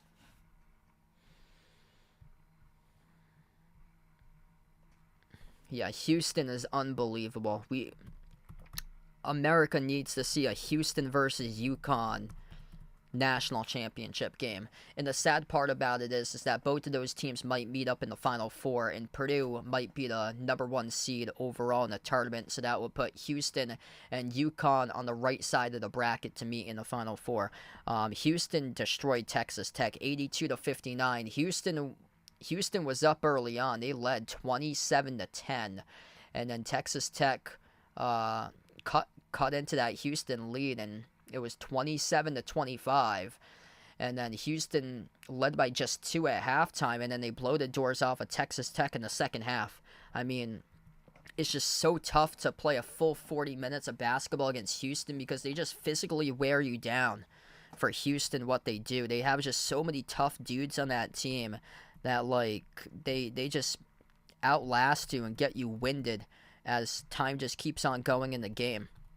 And Houston's metrics are crazy. Like, they're the #1 team on KenPom for the entire season over on the metrics rankings for Houston. They're consistently getting game scores of like 95, 96, 97, 98, 99, 100. They only have one terrible game for them this year, and that was against Kansas in a road game at the beginning of February. I've noticed the past couple national champions, they've got into a little bit of a downfall mid-season. So I'm going to see if I can bring up UConn's metrics.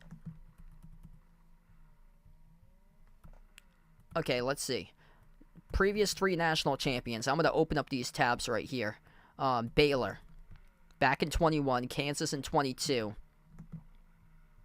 And UConn last year. So Baylor. Let's see, I'm going to get up Kansas. And I'm going to see these profiles and how they fit potentially with Houston's. So Baylor, Kansas, and then UConn, the previous 3 national champions.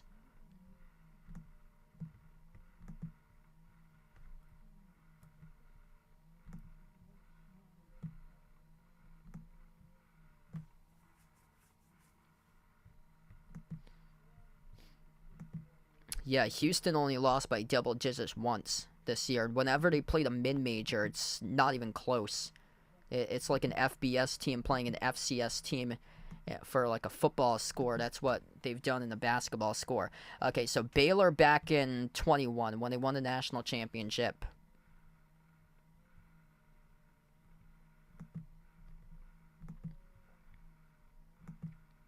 Kansas won in 22. I know they hit a midseason skid because they got crushed against Kentucky at Rupp in late January in 22. And then UConn last year. And I'll go over Houston from this year. Okay, so Baylor. That's right. They actually started out 18-0 for Baylor. So it wasn't really like a midseason skid for them. They missed a bunch of games due to COVID. They went... That was a weird year. They went 15 days without playing a single game for Baylor. From February 2nd to February 23rd, there was a massive gap there that they didn't play any games in 21 due to COVID. And then they came out of COVID. They won the first game. They had the next game canceled so they played on February 23. They had the next game against West Virginia canceled on February 25th. And then they lost at Kansas on February 27th by double digits. That was the only time they lost by double digits the entire season. They won the national championship that year for Baylor. They lost 71-58 on February 27th for them. So, yeah, if they had been playing those games, they probably would have lost mid-season, but they were coming out of COVID right there. Andrew in the stream, welcome in. That game should be tipping off in a little bit between Alabama and Florida. Fast forward to 2022. Kansas, when they won the national championship, they suffered their worst loss mid-season.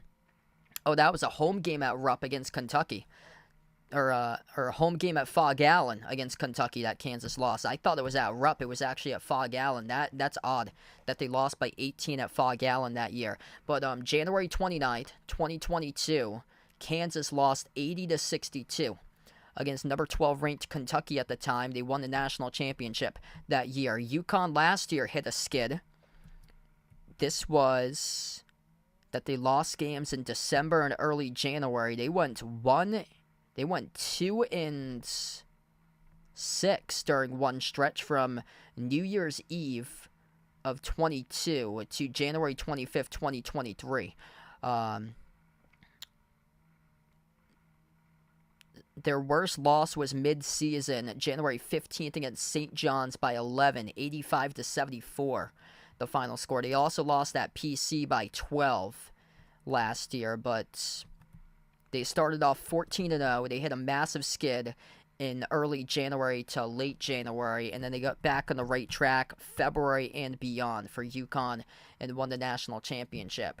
And then Houston, they hit a skid. Welcome to the Big 12. They started out 1-2 in the conference play. They lost 2 games, January 9th, January 13th, back-to-back against Iowa State and TCU, both road games to open up their conference road stands.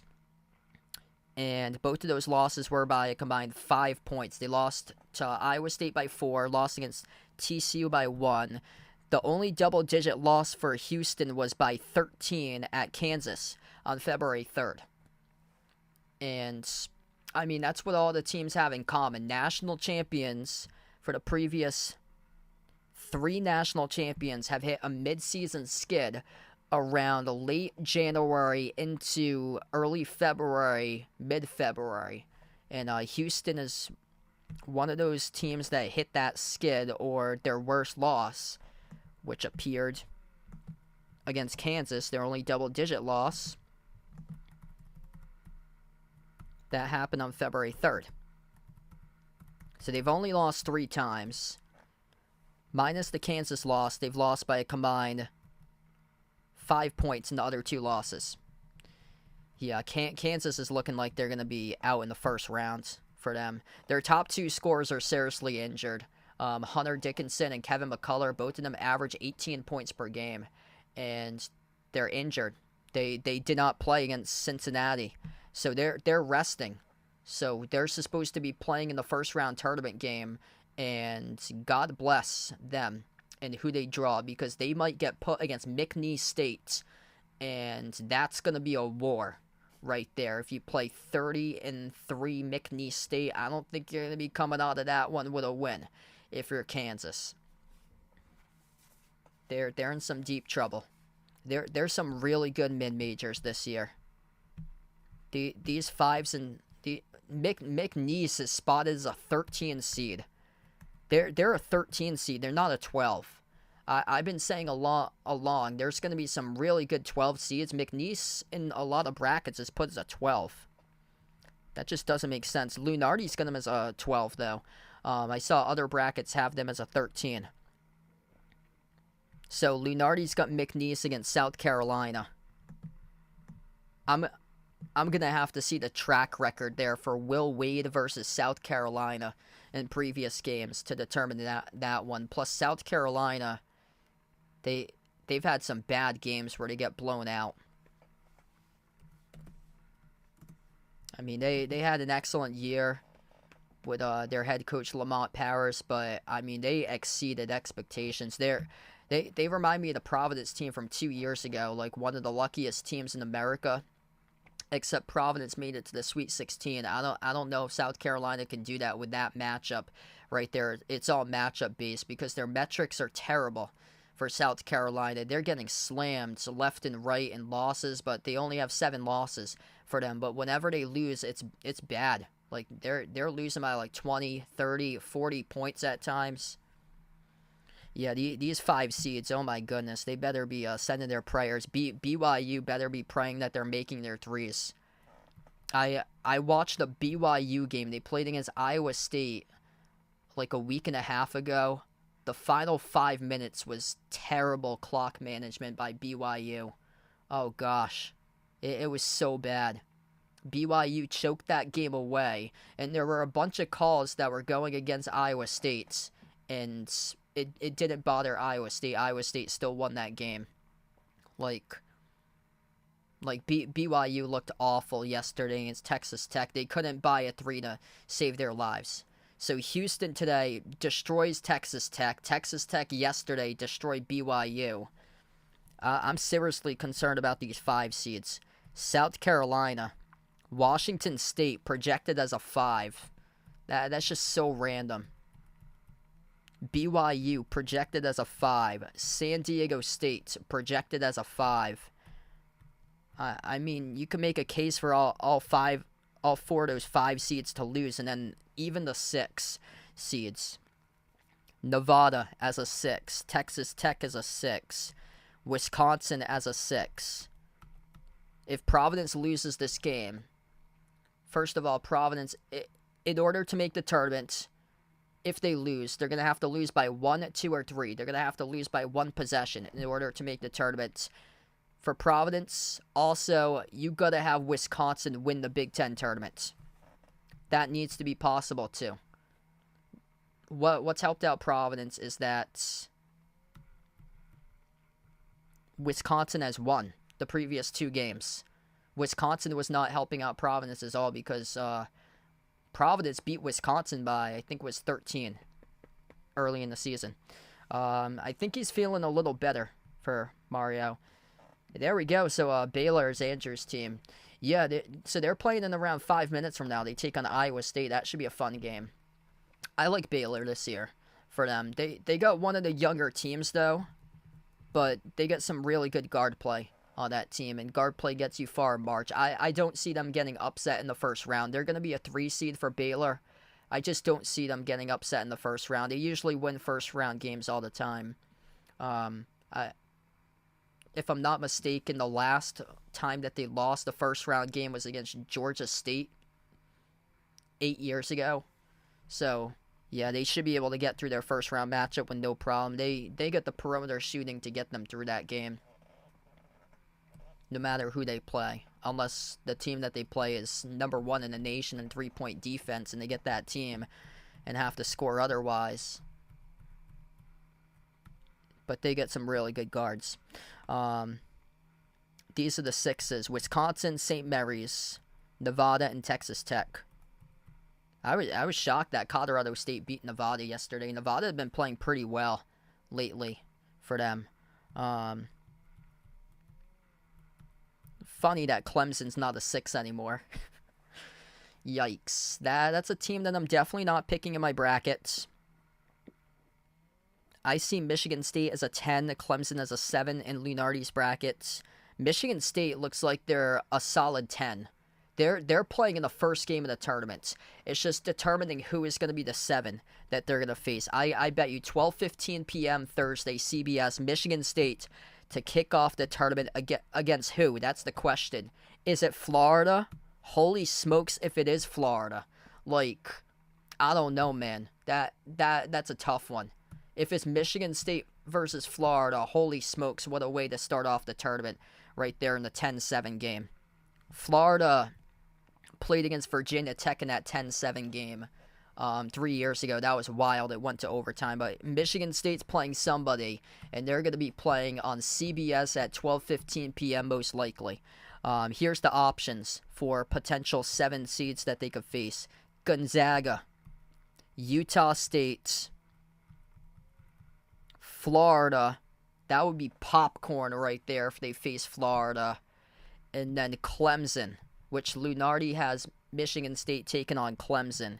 Potential seeds right now, that's an 8 that Michigan State could face if they go up a seed, or if Michigan State gets catapulted to a 9 instead of an 8. Close by seeds, Boise State. Nebraska wouldn't work because it's another Big Ten school. Florida Atlantic. Northwestern wouldn't work either. I think it's going to be Florida. Unless Florida could work their way up to a 6 if they keep on winning. So that would send back one of these 6 seeds.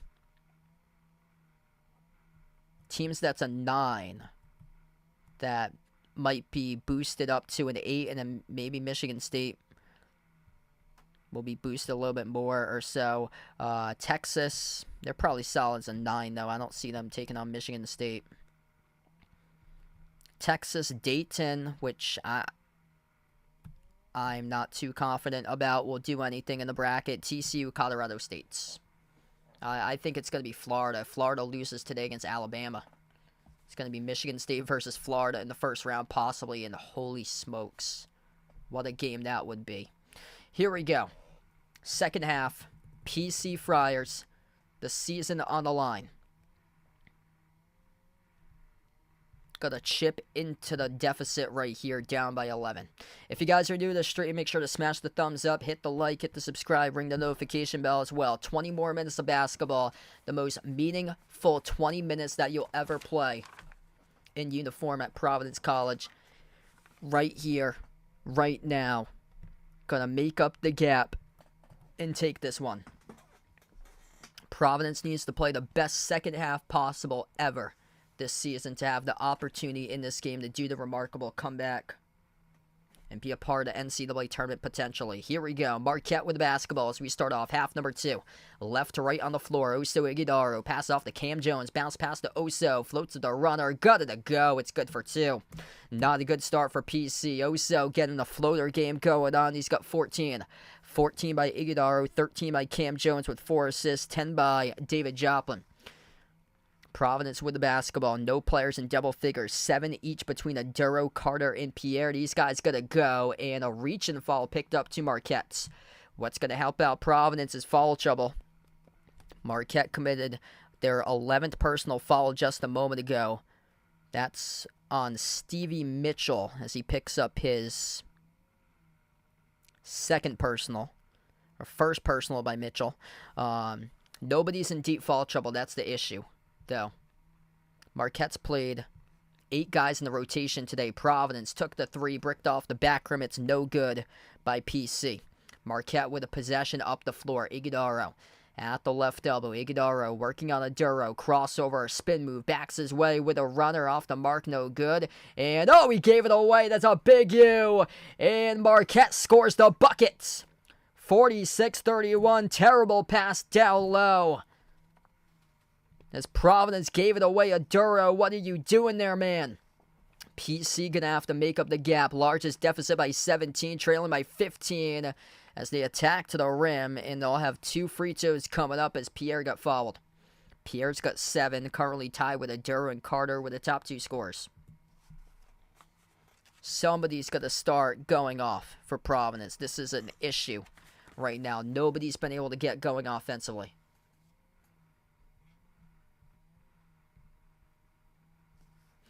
Two shots by Jaden Pierre. He's got 7. First shot is good. Ben on the Bob on the stream, welcome in.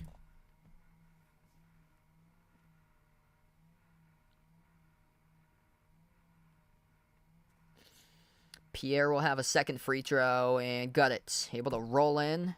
13-point game. Marquette has possession. Winner of this game will face a UConn tomorrow in the championship game. Cam Jones dribbles around, circles around inside the key, guarded by Carter. Carter with just 7 so far tonight for the Big East Player of the Year. At the left corner perimeter, the 3 taken by Ross, around the rim and out. Rebound controlled by Providence by Aduro. Down by 13, gonna make it 11 or 10 this possession. Pierre at the right wing perimeter. Pierre towards his left, top of the key. Pierre jacks up the 3 straight away. Right down the middle, bang, bang, he's got it. Jaden Pierre, that's a big-time 3, 10-point game.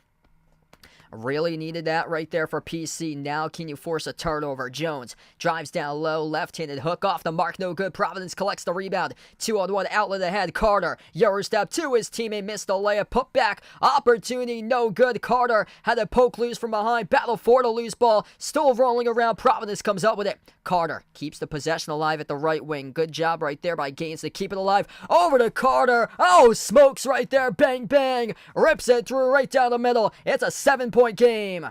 Timeout taken by Shaka Smart on the floor. 46-39. Another 18 left to go in the second. There's signs of life here for Providence. Devin Carter has come alive at MSG.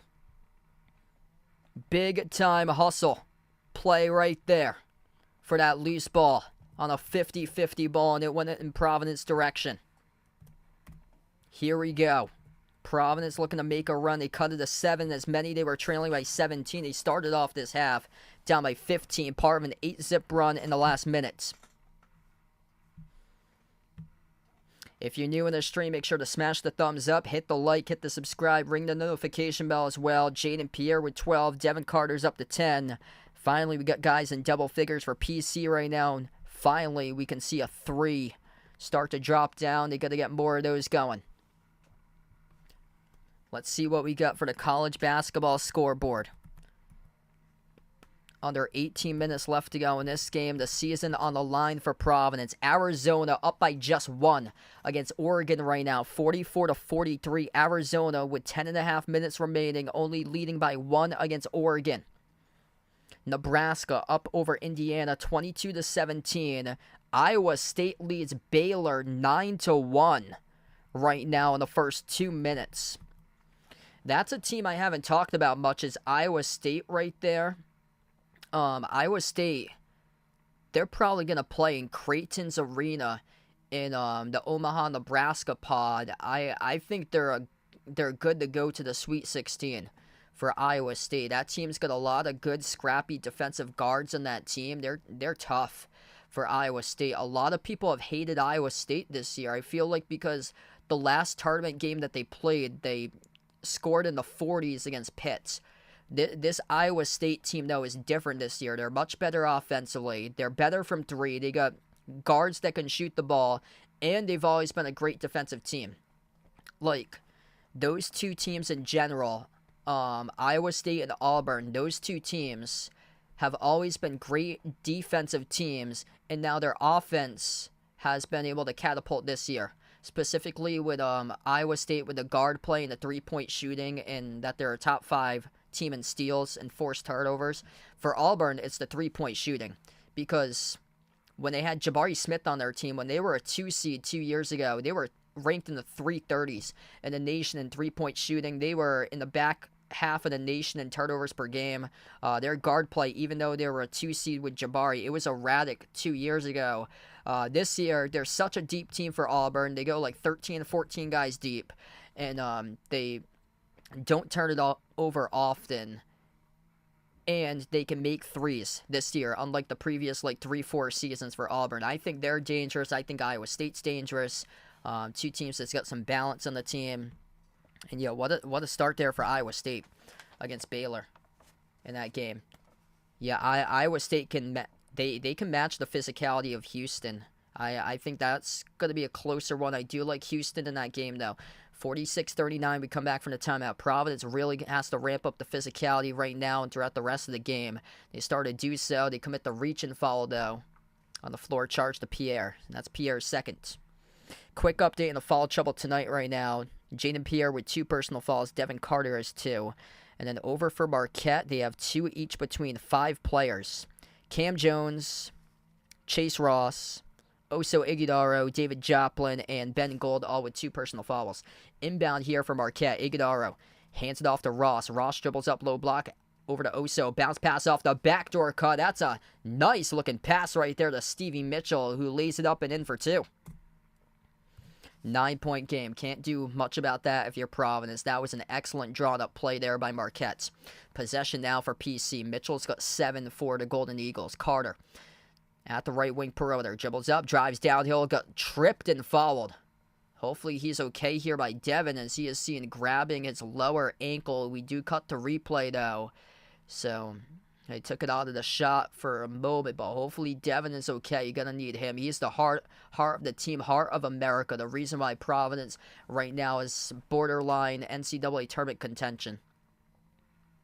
Absolute warrior by Devin Carter, the Big East Player of the Year. It looks like he's okay, so this will be an inbound here for Providence. Pierre. That's Gaines. Gaines inside the key, off to a Duro double team. His pass off the fingertips of Gaines. Couldn't squeeze it. It's a turnover. Providence turns it over for the 7th time. Marquette with just 4 turnovers without Kolek tonight. Out to the top of the key. Marquette takes a 3. Cam Jones swooshes it. Back to a double-digit game. 51-39. When Providence has had opportunities, Marquette's always been there to shut the door. PC needs to get their offense going, and they've been stagnant way too much tonight. Off fake, down low, off the glass, no good by Pierre. That's excellent defense by Marquette, as Marquette comes up with a defensive rebound by Cam Jones. Jones pushes it, attacks, downhill, kick out corner. Mitchell, touch pass out to the top. They drive downhill to the rim, no good off the mark. Offensive rebound, Mitchell, rejected at the rim right there by PC as they look to push it. Providence up the floor, going to slow it down, though, with 16. Just above 16 minutes left to go. Open corner 3. Ticket Gaines off the mark. No good. A rebound controlled by Marquette here. Oh, they've had a lot of opportunities. Can't send it down, though, lately. Iguodaro. Off to the corner, Cam Jones. Jones baseline dribble. Jones flings it out right corner. That's a turnover. Out of bounds off the fingertips of Zayd Lowry. This will be Providence basketball. PC catches a break right there as Lowry was wide open on the skip pass in the right corner. Under 16 minutes left to go. Media timeout. 15:54 left to go. Marquette by double digits. Providence once again finds himself down by 12. They got to tighten up the gap here. I mean, this is not a good sign for Providence. The NCAA tournament committee right now is keeping their eyes on this game, and they are watching, and this is not good for Providence right now. Gonna make this game much, much closer to have a shot at the bracket.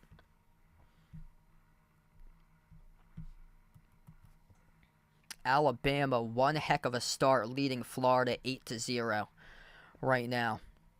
If you're new in the stream, make sure to smash the thumbs up, hit the like, hit the subscribe, ring that notification bell as well. Baylor's got out to super slow starts this year for them. So if I'm Baylor, I'm not concerned. If I'm Baylor and I'm losing like 20-7 in the first 8 minutes against UC Irvine in the first round, I'm not concerned, because Baylor, in the final 10 minutes of these games, Baylor just always seems to have a closer with them. They've started off slow this season for Baylor. That's a no-no. Whoever plays Houston, you cannot start off slow. That's a must. Like, in order to beat Houston, you can't be down 16-0 like TCU and expect to come back in that game. And if Baylor somehow gets out of this game with a win, which they're down by 8 in the first 5 minutes against Iowa State, then tomorrow against Houston in the Big 12 Tournament Championship, if they make it there, they gotta be able to get shots early on, because how they start off games for Baylor, that's not gonna last. And again, against Houston, that won't last right there. By the way, UC Irvine, they're the #1 team in their conference. They're trailing right now by 7 at halftime against Long Beach State, 45-38 right now going into halftime. 47-38, Long Beach State just scored the buckets. Wow. Here's a scoreboard update right here. You want a bid stealer? Here you go. Pac-12 Network. Oregon 53, Arizona 44. What has happened to Arizona? Oh my goodness. What has happened to Arizona? I've never been in love with that team this year. Like, they lack so much effort. They got a lot of talent on their team. It's just like they struggle with turnovers at times. They're looking like they could be vulnerable to a first-round upset once again. Second-round upset, most likely more so for Arizona. I don't know if they have what it takes to be a second-weekend team. There's just something wrong with that team this year. They get swept against Washington State. They were projected 2 seed. They were on the one seed line for quite a bit. And in March, they fail every single year. Devin Carter got dinged up. So, yeah, that drive that he got tripped up, he got dinged up on that. And right now on the bench at the moment for Carter, 15:54 left to go. You got to have him on the floor. And this is not a good sign. So, Carter right now is on the bench for Providence. You got to have other players be able to score. Ticket Gaines leads the way. He's got 12. Duro got to get something going. He's got 7 on just 2 for 4 shooting tonight. Duro almost lost it, and he does. Tie up here on the floor. It will be possession arrow Providence. Yep, that's the most overhyped team in America every single year is Arizona.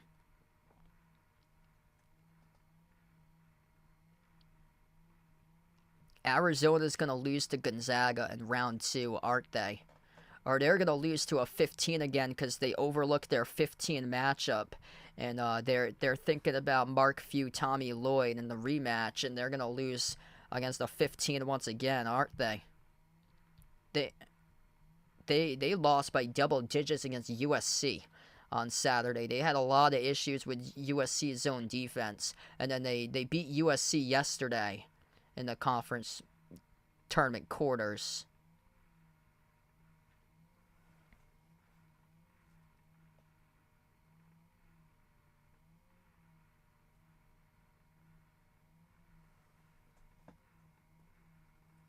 What happened here? Ooh! Holy smokes, the official just got the basketball chucked right at him in his face. He took a ball to the face right there, wasn't looking.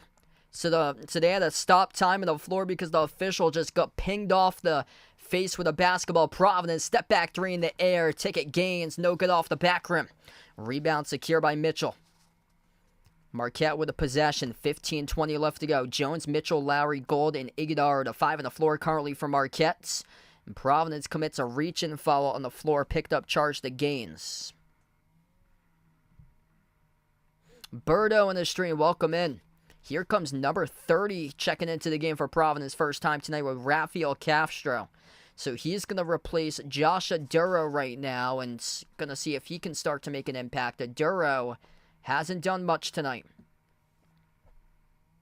Duro with just 4 points in the biggest game of the season for PC right now. Marquette, top 30 in interior defenses, locked down Duro in this game. Inbound to the corner, goes off the Ben Gold.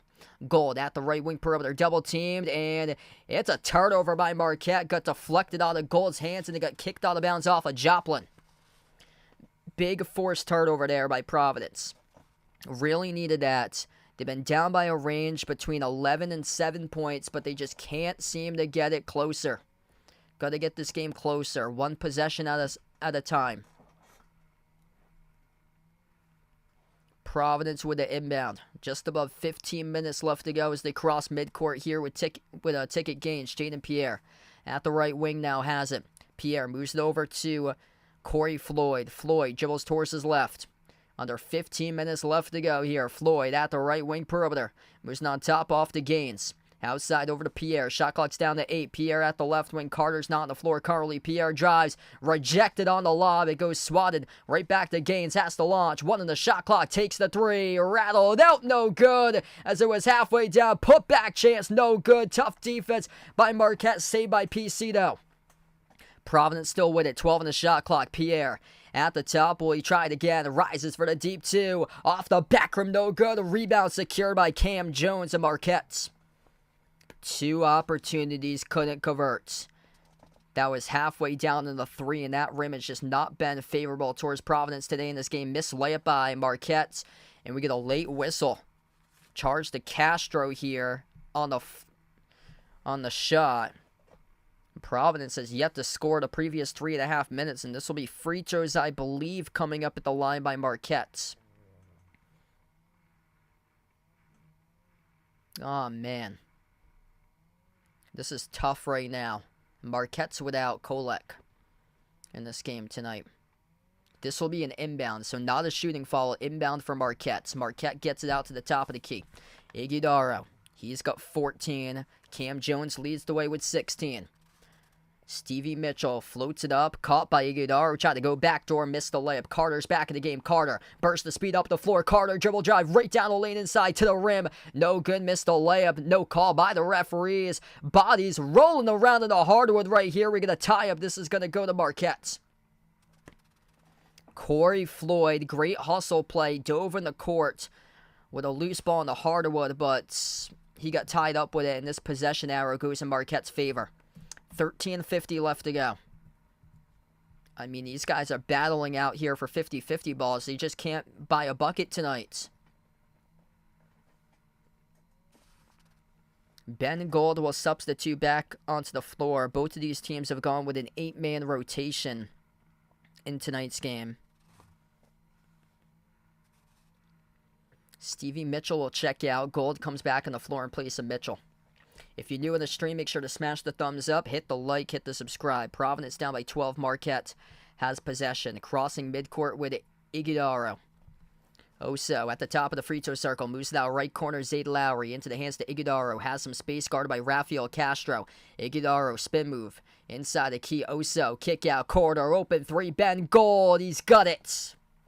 Rattles in. It's a 15-point lead for the Golden Eagles.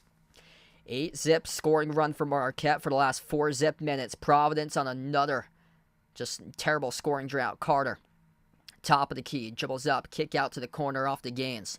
Ticket Gaines, slides it out to the top into the hands to Floyd. Floyd fires the pass right corner into the hands to Carter. Forces up a three. Swoosh! Oh yeah, Devin Carter knocks down a three.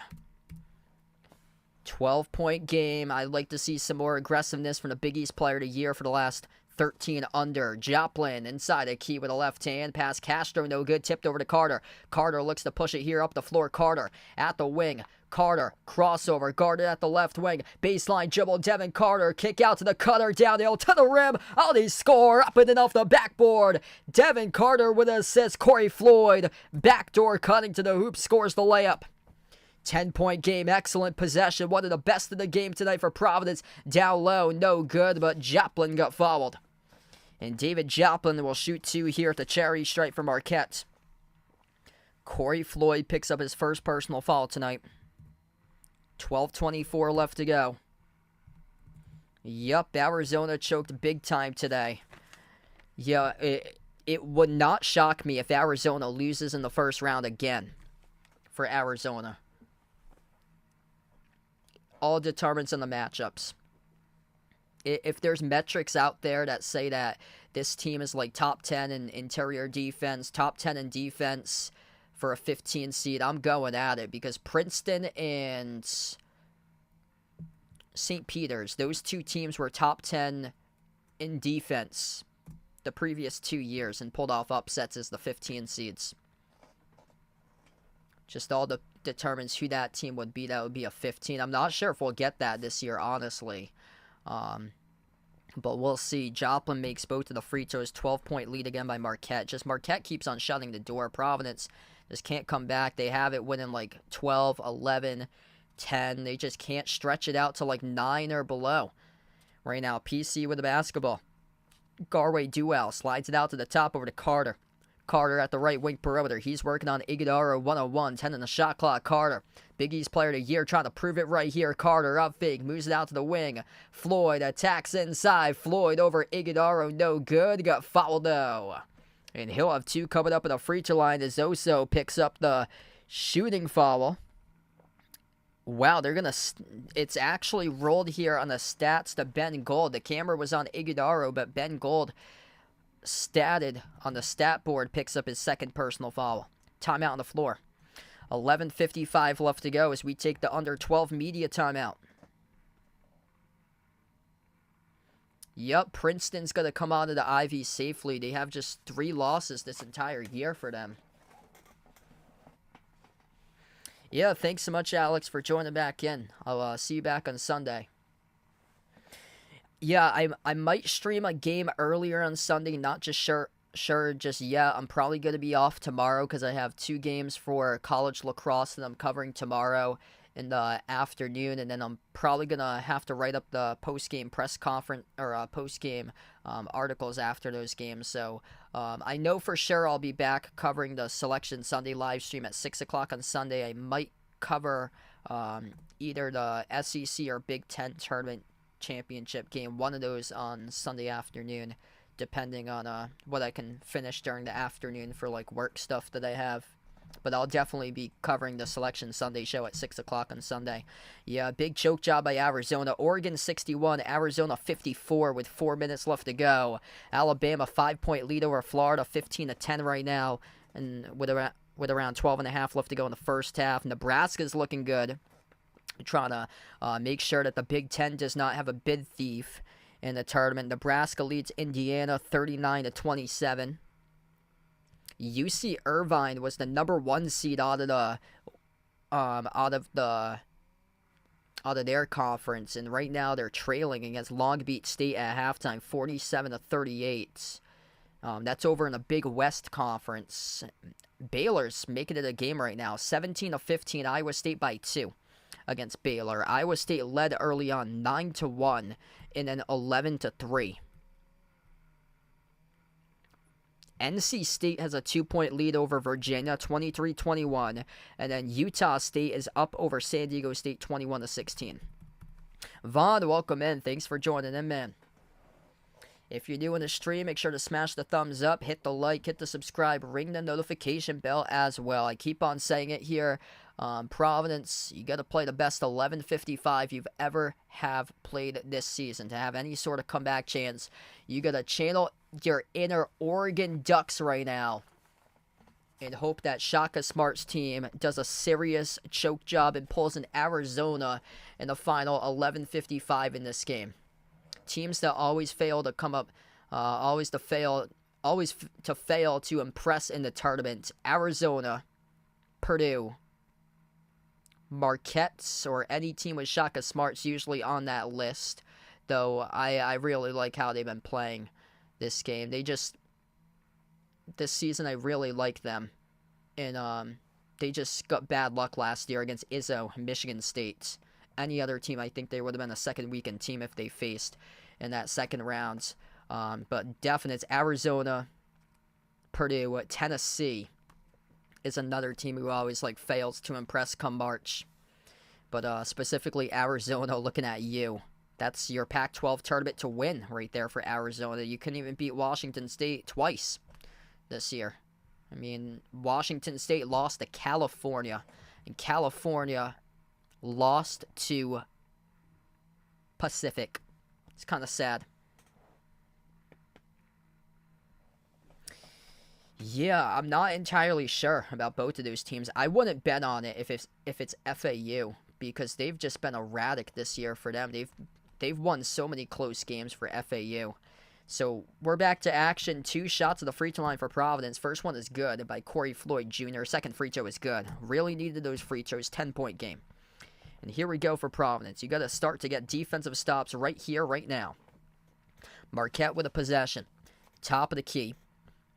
As they'll put the ball into the hands to Cam Jones. He takes the 3. Around the ribbon out. Offensive rebound. Nobody boxed out. Huge rejection by Rich Barron. Came out of nowhere there for the block. An open 3 by Marquette. They make it. And they get fouled as well as Chase Ross swishes down the triple. 13-point lead plus 1. Incredible block there by Barron, but they couldn't close out defensively. And Garway Duell fouls Ross as he sizzled the 3 plus. He got contacted on the shooting finger and fouled. Oh, man. That's a tough break for PC. Ross with 1 free throw. And the free throw is good. They can make their free throws 60-46. Providence tonight cannot. 10 for 14 by PC. Marquette 8 for 10 at the free throw line. Substitution here on the floor, number 5, Trey Norman. Checks out of the game for Marquette. Providence down by 14 right now. Got to get things in order as Marquette's controlled this entire game. Carter, top of the key. Sends it off to Aduro. Aduro At the top, working on Iguodala 101, puts the ball into the hands to Carter. Darrow sets the screen. Carter, baseline dribble. Carter backs his way underneath, double team. Outside to the wing. Open three, comes up short. No good, missed by Jaden Pierre. The rebound goes to Marquette. They got numbers in the break. Watch out, 3-on-2. They take the three. Off the mark, no good. Providence gets lucky. Ticket Gaines collected the defensive rebound up the floor here. This is Floyd. Floyd had a poke loose. Carter gets it back, though. Carter laces up a three. Oh, he got fouled. Devin Carter going to shoot three at the free throw line upcoming. So Marquette, bad personal foul at the corner, charged to Stevie Mitchell. His second personal foul, and this will be 3 shots here by Carter behind the three-point line at the corner. Hey, enjoy the rest of your night, Bryce. Thanks for joining in, man. Yeah, that's a total shame right there for Miami. That's, oh man, they started off the season real well. And then they got smacked by Kentucky, they got smacked by Colorado, and then after that, they just couldn't win conference games. That's just, man, what a bad season for Miami. They go from Final Four to not even a winning record. I think they were like a 15 seed or something in the ACC. Just dead last in the conference. That's how bad it was this year. Yeah, it's like, Miami had been to a couple deep runs, like, within the past few years. Oregon State in 2021, they went from the Elite 8 to going 3-28 the season after in 22. All 3 free throws are good at the line for Devin Carter. An 11-point game with under 11 minutes left to go. Marquette has the possession. Stevie Mitchell dribbles towards the left wing, hands it off to Chase Ross towards his right. Puts the ball into the hands to Cam Jones, and Jones got tripped up by Carter, who gets called in the foul. And that will be Devin Carter's third that he picks up now for personal foul. So he sat for a little bit this half. Carter just picked up number 3 as he tried to get around the screen and tripped up Cam Jones. And both of them exchanged some words to each other. Carter and Jones had some words to each other, had to be separated in the middle.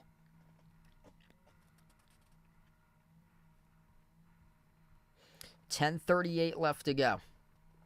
Carter's got 16, just picked up his third. Cam Jones, inbound, goes back from Joplin to Jones. Jones towards his right. Jones turns the corner, bumped into by Ticket Gaines and fouled.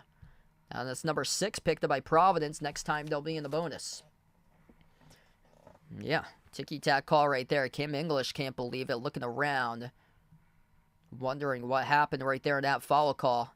Marquette's got 5 for fouls this half. Providence is 6. Just been a dreadful game right now for PC. 10:30 left to go. Marquette with an inbound. Iguodala floats it out over to the elbow, into the hands to Joplin. Dribble drive inside. Joplin blocked by Aduro. Here goes PC with a ball. Chance to cut it within single digits. You gotta go if you're Providence. Too much standing around right now. Carter at the left wing perimeter. Carter dribbles up, low block. Carter out to the corner. Carter, a lot of dribbling here. 12 to shot clock. Carter at the left wing. Step back 3 in the air. Oh, he does it all himself. Bang, bang. And Devin Carter rips down a 3. It's an 8-point game here, folks. 6-zip scoring run by Providence. Will Marquette channel their inner Arizona and pull out a big choke job tonight? Floater blocked out of bounds. It wasn't clean, though, as Floyd commits the personal foul. 2 free throws coming up by Marquette. That looked like it should have been a block. Devin Carter, gotta just keep on being aggressive, man. You're the Big East Player of the Year. Just keep on shooting the basketball. That looked like a clean block by Corey Floyd, flying up there from the side. That's a bad call by the officials, rolling out a shooting foul. That looked like it was all ball. 9:52 left to go. Kim English over on the sideline trying to get his guys in order. Providence with some momentum. Just Marquette just keeps on closing the door. And also, they've been able to make their free throws tonight. 9th made free throw of the game right there with Cam Jones. 9 for 11 at the free throw line for Marquette tonight. Providence has left 4 free throws off the board. 76% at the line. Marquette's over 80% right now. Second free throw is good. Jones buries them both. 10-point game. 9:52 left to go. Under 10 remaining. If you're Devin Carter, the heart of America, just keep on shooting the ball. That's all you got to do to have your give your team a chance here. Carter, top of the key. Off the screen, set by Aduro. He does that. Comes off rim short, no good. Tipped over to Joplin for the defensive rebound. Don't have a problem with that. Shot was early in the shot clock. Had a pretty good look at it, though. Shots that he's made before. Just keep on pulling the trigger and see if you can make it here with under 9.5 left. Jones drives, kicks out to the corner, into the hands to Mitchell. Mitchell at the left wing. Floats the pass out to Iguodaro. Oso at the right elbow. Oso.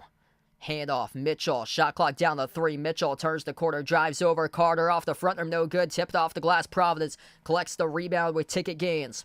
PC with a possession. 9 minutes left to go here. Down by 10. Chance to cut it, win an 8 or 7. Big possession. Got a score here if you're Providence. Corey Floyd moves it on top over to Pierre. Slides it off to Carter. Big East player of the year. Does he have another big shot in him? Step back 3 in the air. Oh, he got fouled. Devin Carter gonna shoot 3 at the free throw line coming up. He bricked the 3, but he got knocked down in the shooting process and fouled. Chance to pull, win in 7 for D. Carter coming up. He's 6 for 7 tonight at the free throw line. 8:47 left to go. The Heart of America trying to will his team right back in it. If you're new on the stream, make sure to smash the thumbs up, hit the like, hit the subscribe, ring the notification bell as well. 19 by Carter total in the game, 12 in the second half, 7 in the first half. First free throw rolls in. Single digits. Providence trying to make Marquette look like Arizona. Oregon leads Arizona 63-59 with 105 left to go. Second free throw. Right down the middle. Carter doing everything possible. 14 in the second half. We'll have a third free throw upcoming to see if he can put his team win in 7. The Heart of America right here, right now on Fox Sports 1 in MSG with Devin Carter. Number 22 in black and white for the PC Friars. Free throw number 3 is good. 7-point game. Gotta get a stop if you're Providence. Marquette's gonna look to slow down the basketball. Down to 8:40 left to go here. They cross midcourt. Cam Jones at the left wing perimeter. Received a handoff from Ben Gold. Dribbles inside the key. Intercepted by Carter. Tipped it over to Ticket Gaines for the steal. Providence has it. Here we go. Ball into the hands to Carter.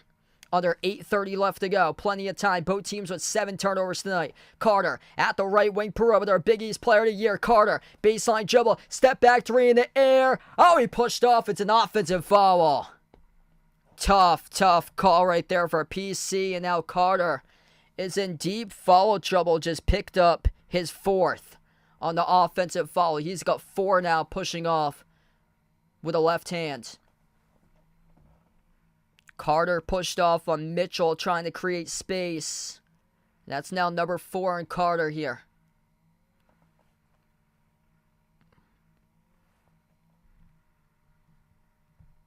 Got to be careful. Remaining stage of this game right now. Inside the key, Cam Jones floats it off to the wing, off to Gold.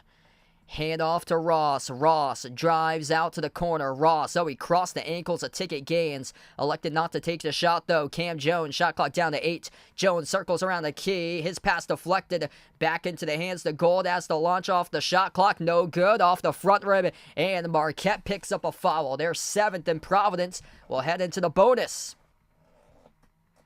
Free throws upcoming in a 1-1 by PC coming back after the timeouts.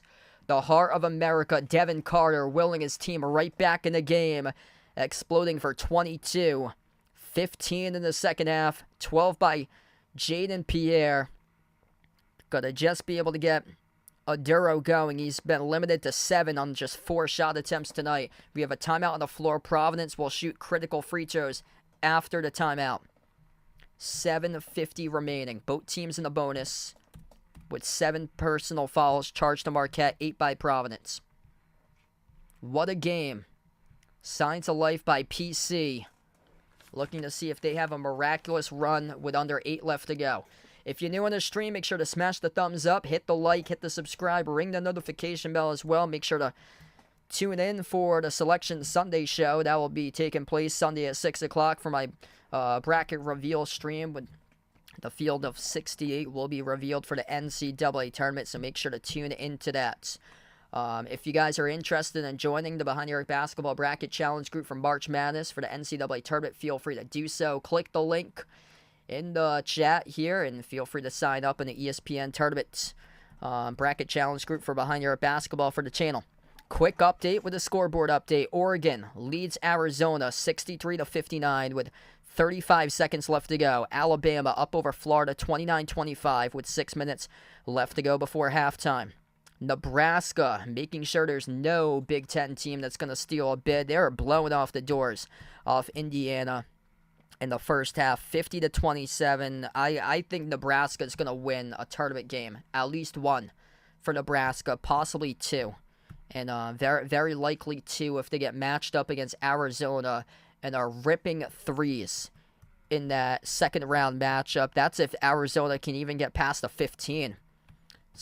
March has been tough on them.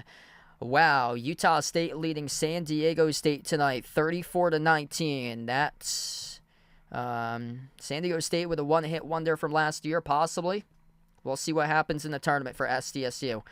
For them, they might just be a one-hit wonder from last season. All the other years, they've had a lot of bad luck in first-round games. Virginia, NC State tied up at 29 currently. Iowa State has a 11-point lead over Baylor right now, 28-17. But no game is bigger than this one in the PC Friars. 7:50 left to go, fighting for their NCAA tournament lives, looking to record a back-to-back top 10 victories in a row over number 8 ranked Creighton yesterday. We need to pull off a miracle to beat number 10 ranked Marquette right now. They've trailed this entire game, 62-55 with 7:50 remaining. The heart of America, Devin Carter, willing his team back in the game. Marquette lit up Providence in the first half, shot the ball 57% from the floor going into halftime. This half, Marquette shot 44% from the floor in the first half. Marquette has been limited to 29% in the second half. Providence's physicality, challenging shot for shot, has changed dramatically here from half to half. 1-1 in the bonus for Providence. First one's good. They'll have a second. Ticket Gaines buries the first free throw. This is as close as it's been here, folks, since we had around 12 minutes left to go in the first half. Providence trailed by 8 at one point, and second free throw is good. PC winning 5. A lot of time remaining, 7:50 in the clock. This will be Marquette basketball. If you're new on the stream, smash the thumbs up, hit the like, hit the subscribe. Providence trailed as many by 17. The PC has outscored Marquette 26-20 in the second half. Marquette has the possession, 11-2 run by Providence in the last 3 minutes plus. Marquette with the basketball. Cam Jones, bounce pass over to the left wing, into the hands to Mitchell. Mitchell, dribble drive, bounce pass Iguodaro, kick out quarter. Up fake here by Chase Ross, floats it up over the top, inside the key. Oso Iguodaro shuts the door with a two-hand alley-oop slam. Oso looking like Luke Cornett out there in that lob. 7-point lead by Marquette. That was an excellent play drawn up there for the Golden Eagles. Iguodara's got 16. Providence needs to respond. Top of the key, Pierre. Pierre towards his left around the perimeter. Right now, Devin Carter's currently in the bench with 4 personal fouls. And Aduro, oh, that's a big U. He turned it over. And a loose ball foul as well. Picked up, charged to Barron.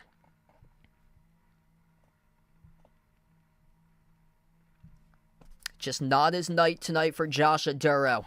It's a big step up basketball-wise from George Mason to Providence, playing in the Big East tournament in the Madison Square Garden, and tonight looking like the lights are just too bright for him in this game for Aduro. Yikes.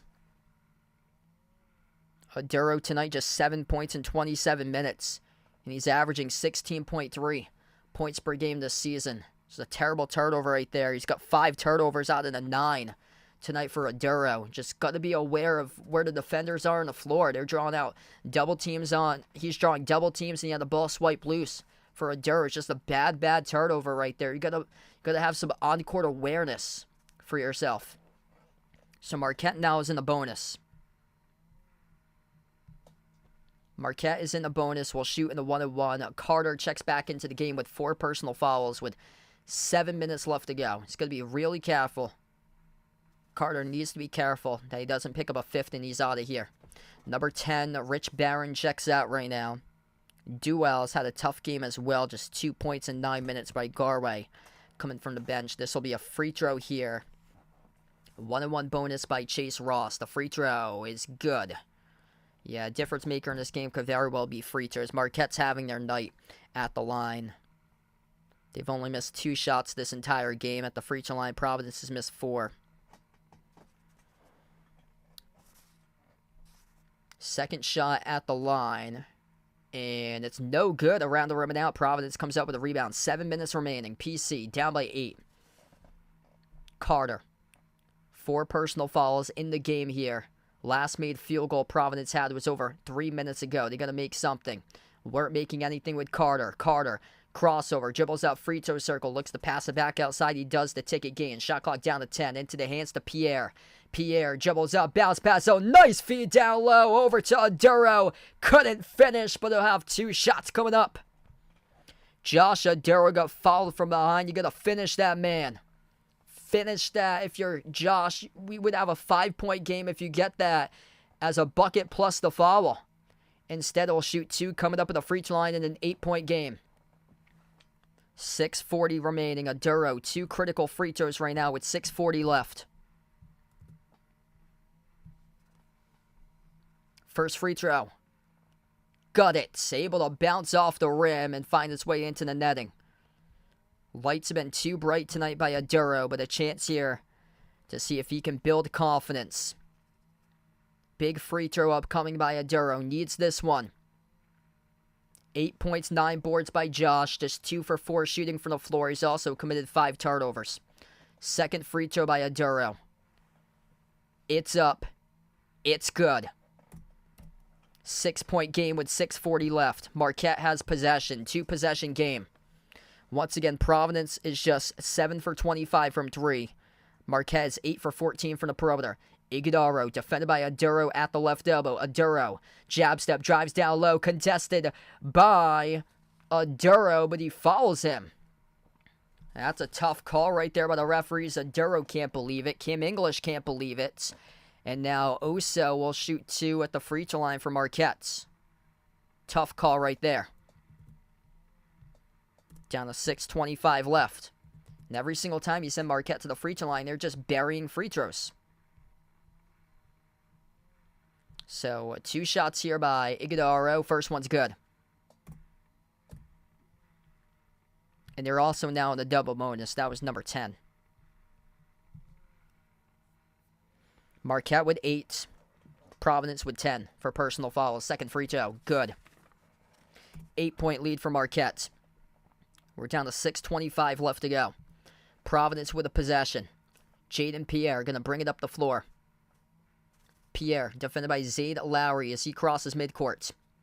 Pierre, 20 in the shot clock. Pierre, top of the key. A lot of dribbling, slides it off to the right corner.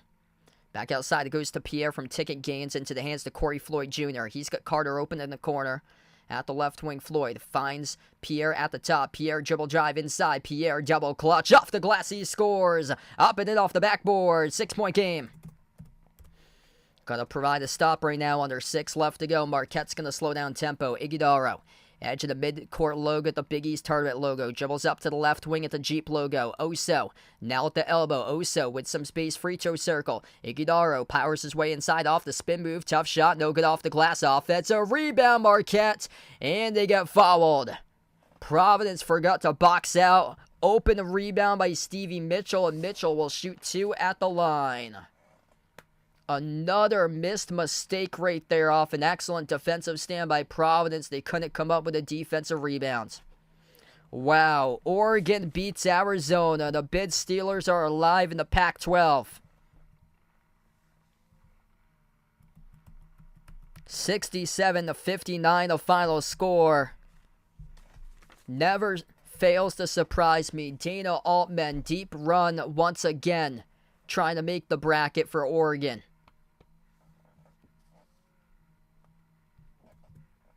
Stevie Mitchell at the free throw line shooting 2. First one, no good. PC right there catches a big break. Gonna need another one here with 5:35 left to play. Second free throw by Mitchell. That's good. 7-point lead. Providence has possession. 5.5 left to go for the Friars. They've trailed this entire game, crossing midcourt with Jaden Pierre, besides when they took the brief lead to start off this game 3-2. At the left wing perimeter, Pierre. Pierre looking to pass it off. Got to get somebody open. Puts the ball into the hands of Carter. Swings it off to Aduro at the elbow. Aduro finds Pierre. Touch pass. Right corner. Here's a 3 in the air. Ticket gains. No good. Offensive rebound. Oh, yeah. Devin Carter with a putback. Carter, the heart of America. Put back for 2 off the miss from the corner by Gaines. 5-point game. Home stretch of this one. 5 minutes left to go. Providence looking for Marquette to choke like Arizona. Marquette bricked it off the back rim. Rebound controlled by Aduro. Providence, biggest game of the season, looking to make the NCAA tournament right here, right now, on the line. Devin Carter at the top of the key. Carter, edge of the Big East logo, dribbles, drives inside to the rim. Oh, he scores! Oh, yeah, Devin, up in and off the backboard. It's a 3-point game. 68-65. Timeout taken by Shaka Smart with 4:35 left to go. Devin Carter, the heart of America, willing his team right back in this one for the PC Friars. You the man, Devin. You the man. 4:35 left to go. Who's ready to see Shaka Smart pull a big choke job? Pull a big Arizona, pull a big Joe Mazzulla with under 5 minutes left to go and choke this one away. Let's see what we got here. Marquette won for their previous 8 shot attempts from the floor. Yet to make a field goal in the last 2 minutes and 55 seconds. Devin Carter out there with 4 personal fouls, pouring in 26 points. Who wants to see Providence in the NCAA tournament? Providence looking for quad 1 win number 7 tonight. The case for Providence to make the bracket. Texas A&M. Or we'll start off with Providence. Providence, 6 quad 1 wins, 0 quad 3 and quad 4 losses for Providence. Texas A&M, 6 quad 1 wins. They got 5 quad 3 losses. Seton Hall, 5 quad 1 wins, 1 quad 3 loss. Pitt, 4 quad 1 wins, 2 quad 3 losses.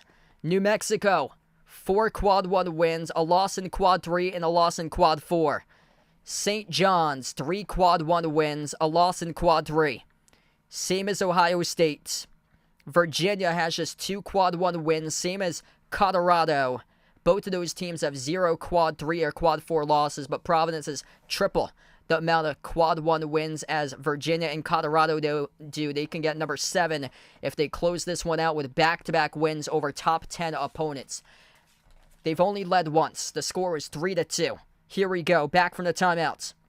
They trailed as many by 17 in this game. Marquette has the basketball, just 1 for 8, their previous 8 shot attempts from the floor. Jay Ramirez, Weeping Willow, welcome to the stream. Thanks for joining in. Iguodaro, floater, no good off the back rim. A rebound controlled by Providence. Devin Carter, the heart of America, crosses midcourt with the basketball. Chance to tie with a 3, chance to pull with a 1, with a 2. Aduro sets the screen. Carter, 4 personal fouls. Offensive foul picked up, charged to Aduro. An illegal screen by Josh on the court. It's going to go back to Marquette. Huge contact right there as Stevie Mitchell rams right into Aduro. Oh, man. Tough call right there in Aduro. Marquette will have it back. 4:07 left to go. What a game. Marquette yesterday went into overtime, beat Villanova. Providence back-to-back wins to get here to win over Georgetown on Wednesday. Upset number 8 ranked Creighton yesterday, and Aduro just picked up his 4th. So Aduro now will head towards the bench. 4:07 left to go. Aduro's had a really tough game. 4 personal fouls. He's committed 6 turnovers tonight out of the 10 total by Providence as a team. 4 minutes remaining. Marquette has possession. If you're doing the stream, make sure to smash the thumbs up, hit the like, hit the subscribe. Here we go.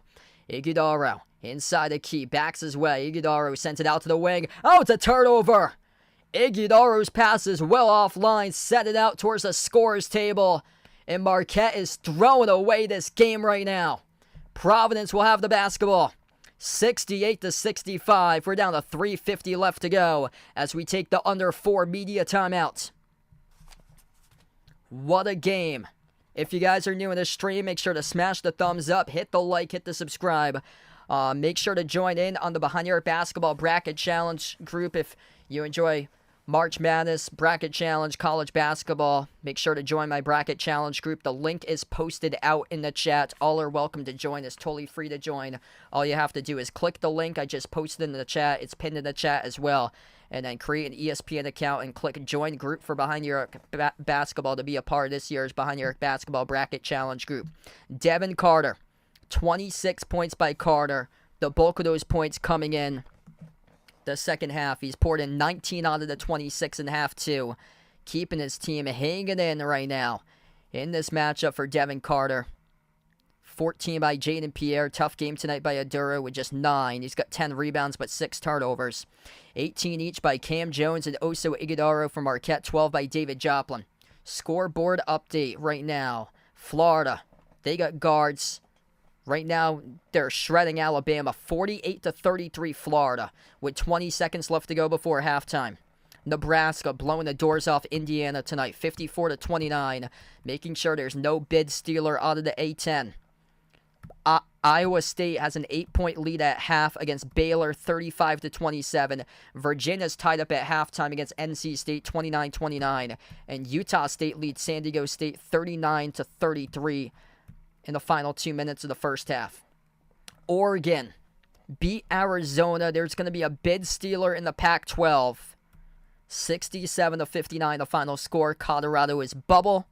Somebody's going to get a bid in the Pac-12 unless it's Washington State who can beat Colorado. It would have to be Oregon to make sure there's no bid stealer in the Pac-12. Hockey from home. Welcome back in. What a game here. Arizona choked a double-digit lead. Will Marquette do the same tonight? Marquette led by 17 in the first half. Teams that struggle historically in the NCAA tournament. Arizona, Tennessee, Purdue. Usually any team with Shaka Smart post VCU in the run in 2011. Will this be a game that Marquette chokes away once again? The heart of America, the PC Friars, gonna come out and play with championship DNA as their season is on the line with 3:50 left to go. 4 personal fouls by the big 2 of Providence between Devin Carter and Josh Aduro, both with 4 fouls. 4 personal fouls by Chase Ross of Marquette. 3 each between Mitchell, Joplin, and Gold for Marquette as well. Here we go, folks. 3:50 remaining. Next time there's a tie, it will be Providence possession arrow. Providence in the bonus, Marquette in the double bonus. 3 timeouts remaining for Providence, 1 timeout remaining for Marquette. Providence looking to do the unthinkable and win back-to-back wins against top 10 opponents. Win in a 2-day span. Here we go. Providence gets the inbound. Right to left on the floor for PC. Jaden Pierre puts the ball into the hands of the Ticket Gaines. Over to Carter. Carter with 19 points in the second half. 26 total tonight. The top scorer in the game. We get a lot of contact down low here. And a foul picked up on the floor. It's charged to Iguodaro. Providence going to head to the free throw line in the bonus. Chance to make this a 1-point game if they make both free throws. Aduro trying to go around a screen. Carter at the free throw circle, and Iguodaro just crashed into Carter. Carter will shoot in a 1-on-1 bonus. 90% tonight, 9 for 10 at the free throw line. Big one here, Carter, and he's got it. Right down the middle by D. Carter. 2-point game. Chance to pull win at 1 here if he makes the free throw. Providence with all the momentum. They trail by 17. Devin Carter. 27 points, the Big East Player of the Year. 20 points in the second half, out there with 4 personal fouls. No good. Skipped around the rim and out in the second free throw. Rebound controlled by Marquette. This game's going to come down to free throws tonight. Providence, 21 for 26, 81% at the free throw line. Marquette held the lead throughout this game until now. They're 14 for 18 at 17%, 78% at the free throw line. Marquette with a possession. Iguodaro hands it off. Baseline dribble underneath the hoop with Cam Jones. Working on Aduro with 4 personal fouls. Jones inside with a left hand. He scores up and through. It's good for 2. 70-66. Providence looking to respond right now. Iguodaro, or that was Aduro, try to play it safe as he's got 4 personal fouls. Cam Jones has 20 for Marquette tonight. At the left wing perimeter, Providence with the ball. They put the ball into the hands to Carter from Gaines. Carter dribbles up to the elbow. His pass deflected far side of the floor. Providence lucky to get it back with Pierre. Carter, shot clock down to 6 from the logo. Comes up short on the 3 into the hands of Marquette as he had to just take one as the shot clock was winding down. Marquette slows it down. 4-point lead for Marquette. They'll slow down tempo. Cam Jones. Providence needs a stop right here, right now, off the screen. Jones off the roll down. Iguodaro gets fouled, and if it's on Aduro, he is done. And that's his 5th by Josh Aduro, and he is done for the remaining part of this game. Off the pick and roll, Oso Iguodaro will shoot 2. At the free throw line, a crusher for the Friars. Crushing. 2 shots coming up by Iguodaro. Josh Aduro has just fouled out.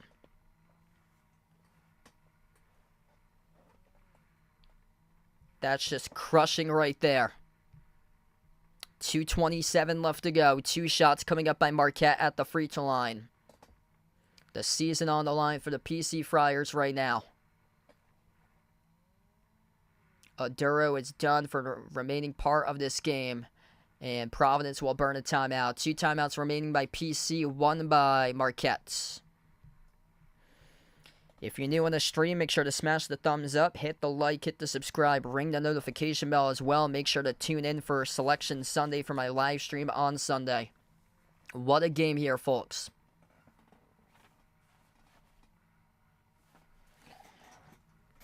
Coming right down to the wire.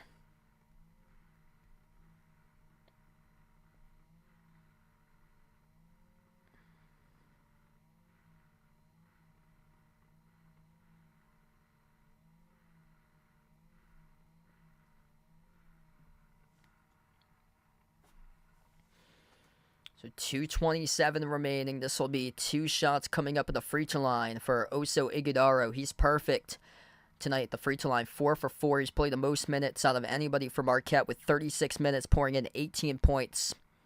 3 rebounds, 3 assists tonight in this game. Man, what a battle. PC's NCAA tournament lives right on the line right now. 2 free throws by Iguodaro, 61.5% this season. He's made all 4 tonight, though. 2 free throws. First one, got it. 5-point lead for Marquette.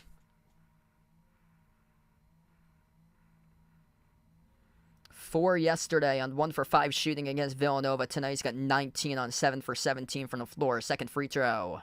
Got that one as well. 6-point advantage for Marquette. 2.5 left to play. Providence needs a basket here. Gotta go for PC. They cross midcourt, taking too much time on this possession here with Jaden Pierre. Pierre floats the ball, looking for a lob. No good off the glass. Carter caught it, though. They have another opportunity, able to come up with an offensive rebound. Carter dribbles back out to the perimeter. 12 on the shot clock for Carter. Carter looking for a 30-burger right now. Carter dribbles up inside. A lot of dribbling down low. Carter double-teamed, and smart play. Pins it out of bounds as he was stuck at the baseline off of Mitchell as they'll have 5 seconds on the shot clock. So PC will get the inbound. 5 seconds on the shot clock right now.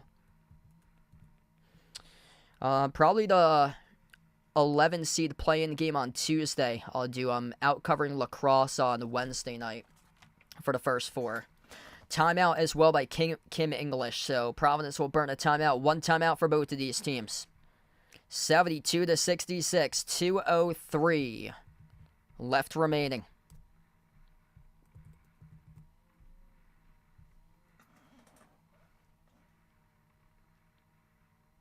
Incredible game right here. Providence needs to make this shot off the inbound. They've yet to make a field goal in the last 2.5 minutes. They've gone super streaky tonight from the floor.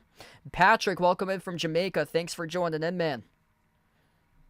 Make sure to join in on the Behind the Arc Basketball Bracket Challenge group to be a part of this year's NCAA Tournament Challenge. The link is posted in the chat. All are welcome to join. It is totally free.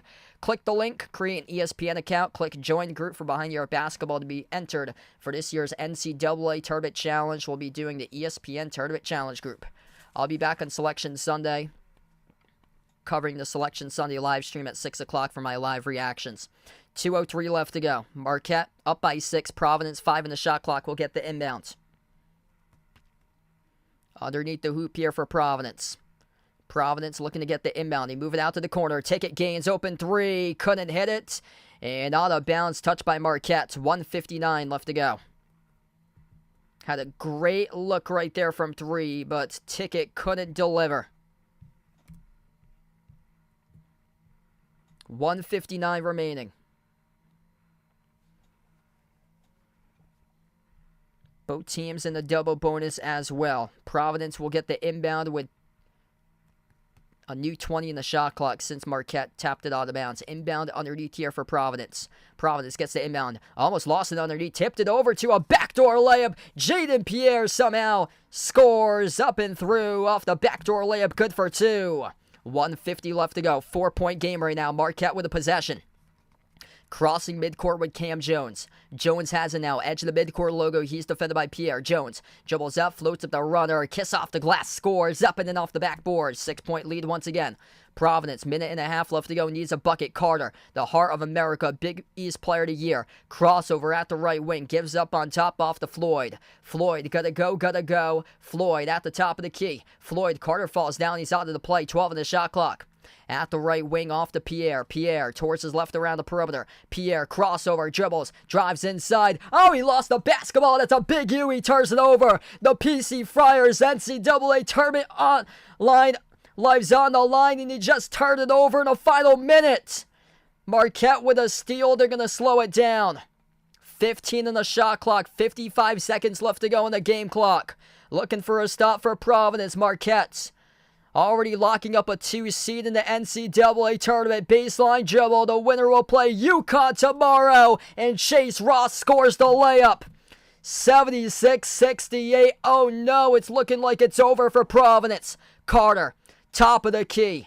Time ticking off the clock. 35 seconds. Carter drives inside underneath Carter. Dish out to the wing. Open 3. No good off the mark. Battle for the rebound. Loose ball. Foul picked up to Marquette over the back. 2 free throws coming up by Providence. 28 seconds left. Oh no. Turnovers. Had opportunities tonight. You've committed 11 turnovers. 8 by Marquette.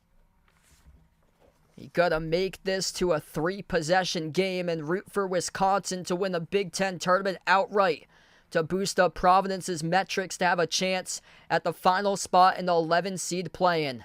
Rafael Castro, no good. Missed the first free throw. A 44% free throw shooter this season. They're gonna put Dual into the game. Garway Dual checks onto the floor for the final 28 seconds. Not looking good for Providence right now, with Oregon looking to be a potential bid stealer out of the Pac-12. And looking like Providence most likely will host a first-round NIT game as the overall number 1 seed in the NIT. Second free throw comes off the rim. Short Ticket gains offensive rebound.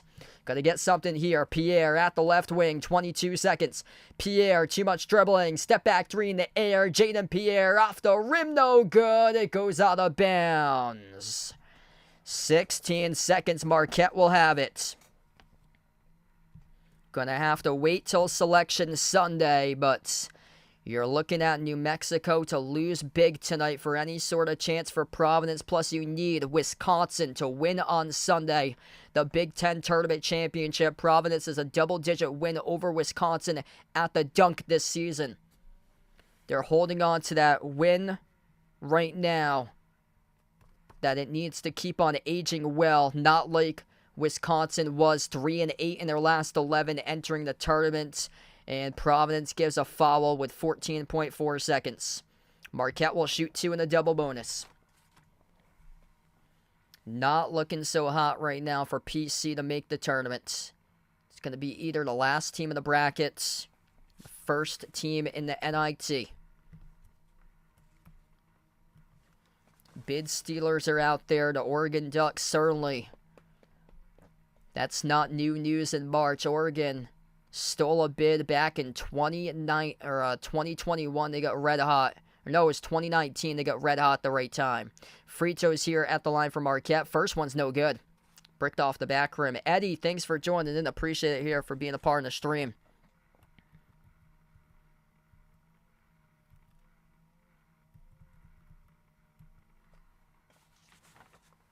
Second shot coming up here by Marquette at the line. 8-point lead. 14.4 seconds left to go. Free throw number 2 is good. 9-point lead, 14.4. Carter gets the inbound. Carter crosses midcourt at the wing. Carter at the right wing. Off fake, takes the open 3. Carter off the rim, no good. A rebound control by Marquette. They'll dribble off the clock, and now we'll do it. Or no, 2.3 seconds left to go as Providence gives a foul. I don't know why they gave a foul, because they're going to lose by double digits, and this will send Providence to the NIT. It's not going to help out their metrics. 2.3 seconds left to go. You wanted to win this, or you wanted to lose this game by single digits, if possible by 3 or fewer, by 1 possession, to give you guys a chance for PC. And so look, if Marquette makes both of the free throws here, they're going to win by 11. 77-68. Inbound here for Marquette. Just why did they even commit a foul right there? Why? Stevie Mitchell, 2 free throws. First one's good. There's the double-digit lead, 78-68. That's not helping out Providence's metrics. A net of 57 for Providence. They get the most quad 1 victories out of anybody in the bubble group. The issue is that they got the worst nets, or one of the worst nets, in front of Seton Hall in the nets. And it's going to be a very difficult selection Sunday here, as Providence is going to have to be sweating it out along with multiple bubble teams, and pray that there's no more bid stealers in the Pac-12. And Providence is going to have to keep the faith in Washington State to win the Pac-12 tournaments. I cannot believe I'm saying that, but in order to make the NCAA tournaments, the Providence Friars have to root for Washington State to win the Pac-12 tournament, for Florida Atlantic to win the American, and for Wisconsin to outright win the Big Ten tournament championship to beat Purdue. That's what Providence needs to root for to have any sort of chance there to make the NCAA tournament. Late slate games tonight. This is what Providence needs to root for. Providence needs to root for Washington State to beat Colorado. And by I mean you want Washington State to pound Colorado by 25, 30 plus tonight, if possible, to deflate Colorado's metrics. That's the only way. And then you want Colorado State to beat New Mexico. That's the only way you're going to make it into the NCAA tournament if you're Providence, is that you need to put the rest of your season in the hands of Washington State and Wisconsin. Wow.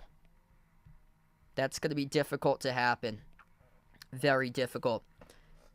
Washington State will need to win the Pac-12 by beating Colorado, a bubble team tonight, by a solid margin. I'm looking at 25 or 30, most likely, to deflate Colorado's metrics, plus to beat Oregon tomorrow night in the Pac-12 tournament championship game to make sure there's no bid stealer. That's number 1. Number 2, you need Florida Atlantic to win the American on Sunday outright to make sure there's no bid stealer there. Number 3, you need to make sure that New Mexico loses tonight. Number 4, Wisconsin needs to win the Big Ten tournament championship outright, because Providence beat Wisconsin in the non-conference slate by double digits. That's a lot to go on to make sure that Providence goes into the NCAA tournament. And these are the results tonight that did not. These are the results today that did not help out Providence. Mississippi State, 73-56, a win over Tennessee. Basically, for the most part, locked up Mississippi State, I would imagine, to be an NCAA tournament team. But beginning of the day, we have 5 bubble teams, or 11 bubble teams battling for 5 spots in the NCAA tournament. Mississippi State was one of them. They crushed Tennessee today. They should be in. Texas A&M, this is what really hurts Providence here. A team that has 5 quad 3 losses with a god-awful record like Texas A&M goes out and beats Kentucky and puts up 97. That's what's not helping out Providence. Texas A&M just picked up their 6th quad 1 win. Providence has 6 quad 1 wins. Providence does not have a single quad 3 or quad 4 loss. Yet Texas A&M has 5 quad 3 losses. One of those was against Vandy. 2 of those were against Arkansas. Yet with a terrible record, Texas A&M is in most brackets right now, and they beat Kentucky. That really does damage towards Providence's hopes. That's really the only team that spoiled Providence today. Mississippi State and Texas A&M, the 2 ACC teams, 2 SEC teams. That's it. Everybody else did their part towards beating teams. Illinois beat Ohio State. UConn beat St. John's. North Carolina beat Pitt. Arizona did not do their job. And now it's going to have to come down to the tournament committee to see what happens. And it's going to be a very tense selection Sunday for the PC Friars, as they have to await right now if they'll be in the NCAA tournament in the play-in, or if they'll be a number 1 seed most likely in the NIT. Going to be a tough under 48 hours remaining for Providence. Thanks so much, y'all, for joining in and being a part of the stream. Before I do sign off tonight, make sure to smash the thumbs up, hit the like, hit the subscribe. I'll be covering the Selection Sunday live stream on Sunday at 6 p.m., so feel free to tune in. I probably won't be back tomorrow because I got 2 lacrosse games during the day that I'm announcing for college lacrosse tomorrow, and then I'm writing up the post-game recap after that. So I'll be back on Sunday, Selection Sunday live stream for sure at 6. I might cover an afternoon game during the day before that for one of the conference tournament games, either SEC or Big Ten. But we're going to wrap up here in this one. Marquette 79, Providence 68. Also didn't help out that Providence lost by 11. They should have lost by 9. They followed with 2 seconds left, so yeah, that's not going to help out the metrics either.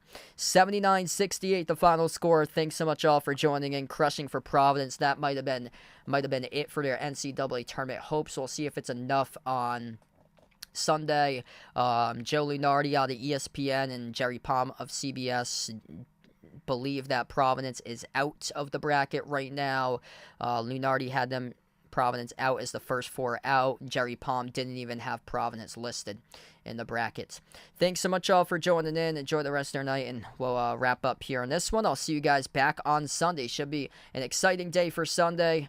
Gotta love the bracket reveal results, and hopefully PC somehow, some way finds their way into the 11 seed playing game on Selection Sunday, and hopefully the committee can look at that Providence does have those 6 quad 1 wins. Their worst loss, their only loss against a team with a losing record, came against Xavier by 20, which they lost, which was a week after Bryce Hopkins got injured.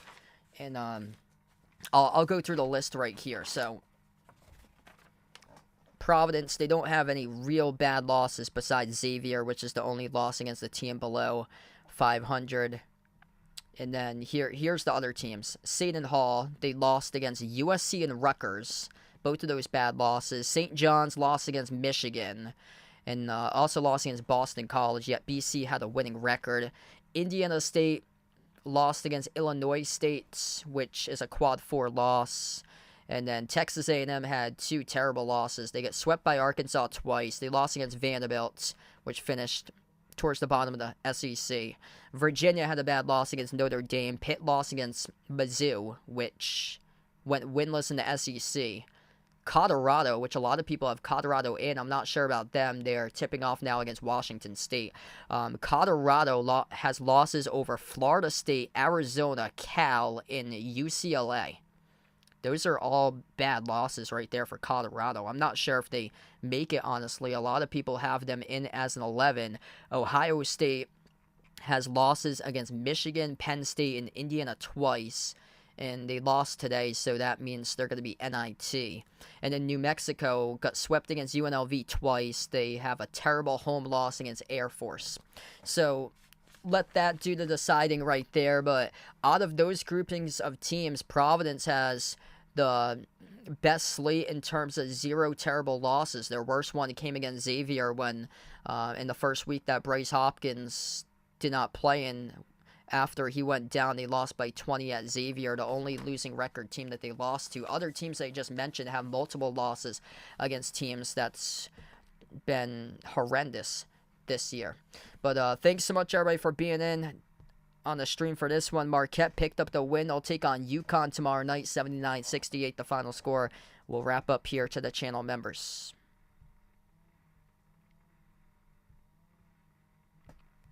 All channel members get a shout out at the end of each and every single one of my live streams. We got Jason, Warren, Rajeep, I Am Ghost, Russell, John, Mark, Kelly, Jeffrey, Vegas, Oink Oink, Michael, Katie, Bradley, Daniel, Derek, Sister Surround, Mario, Guido, HD Sports Talk, Ice Ice Baby, Robin, and Melinda.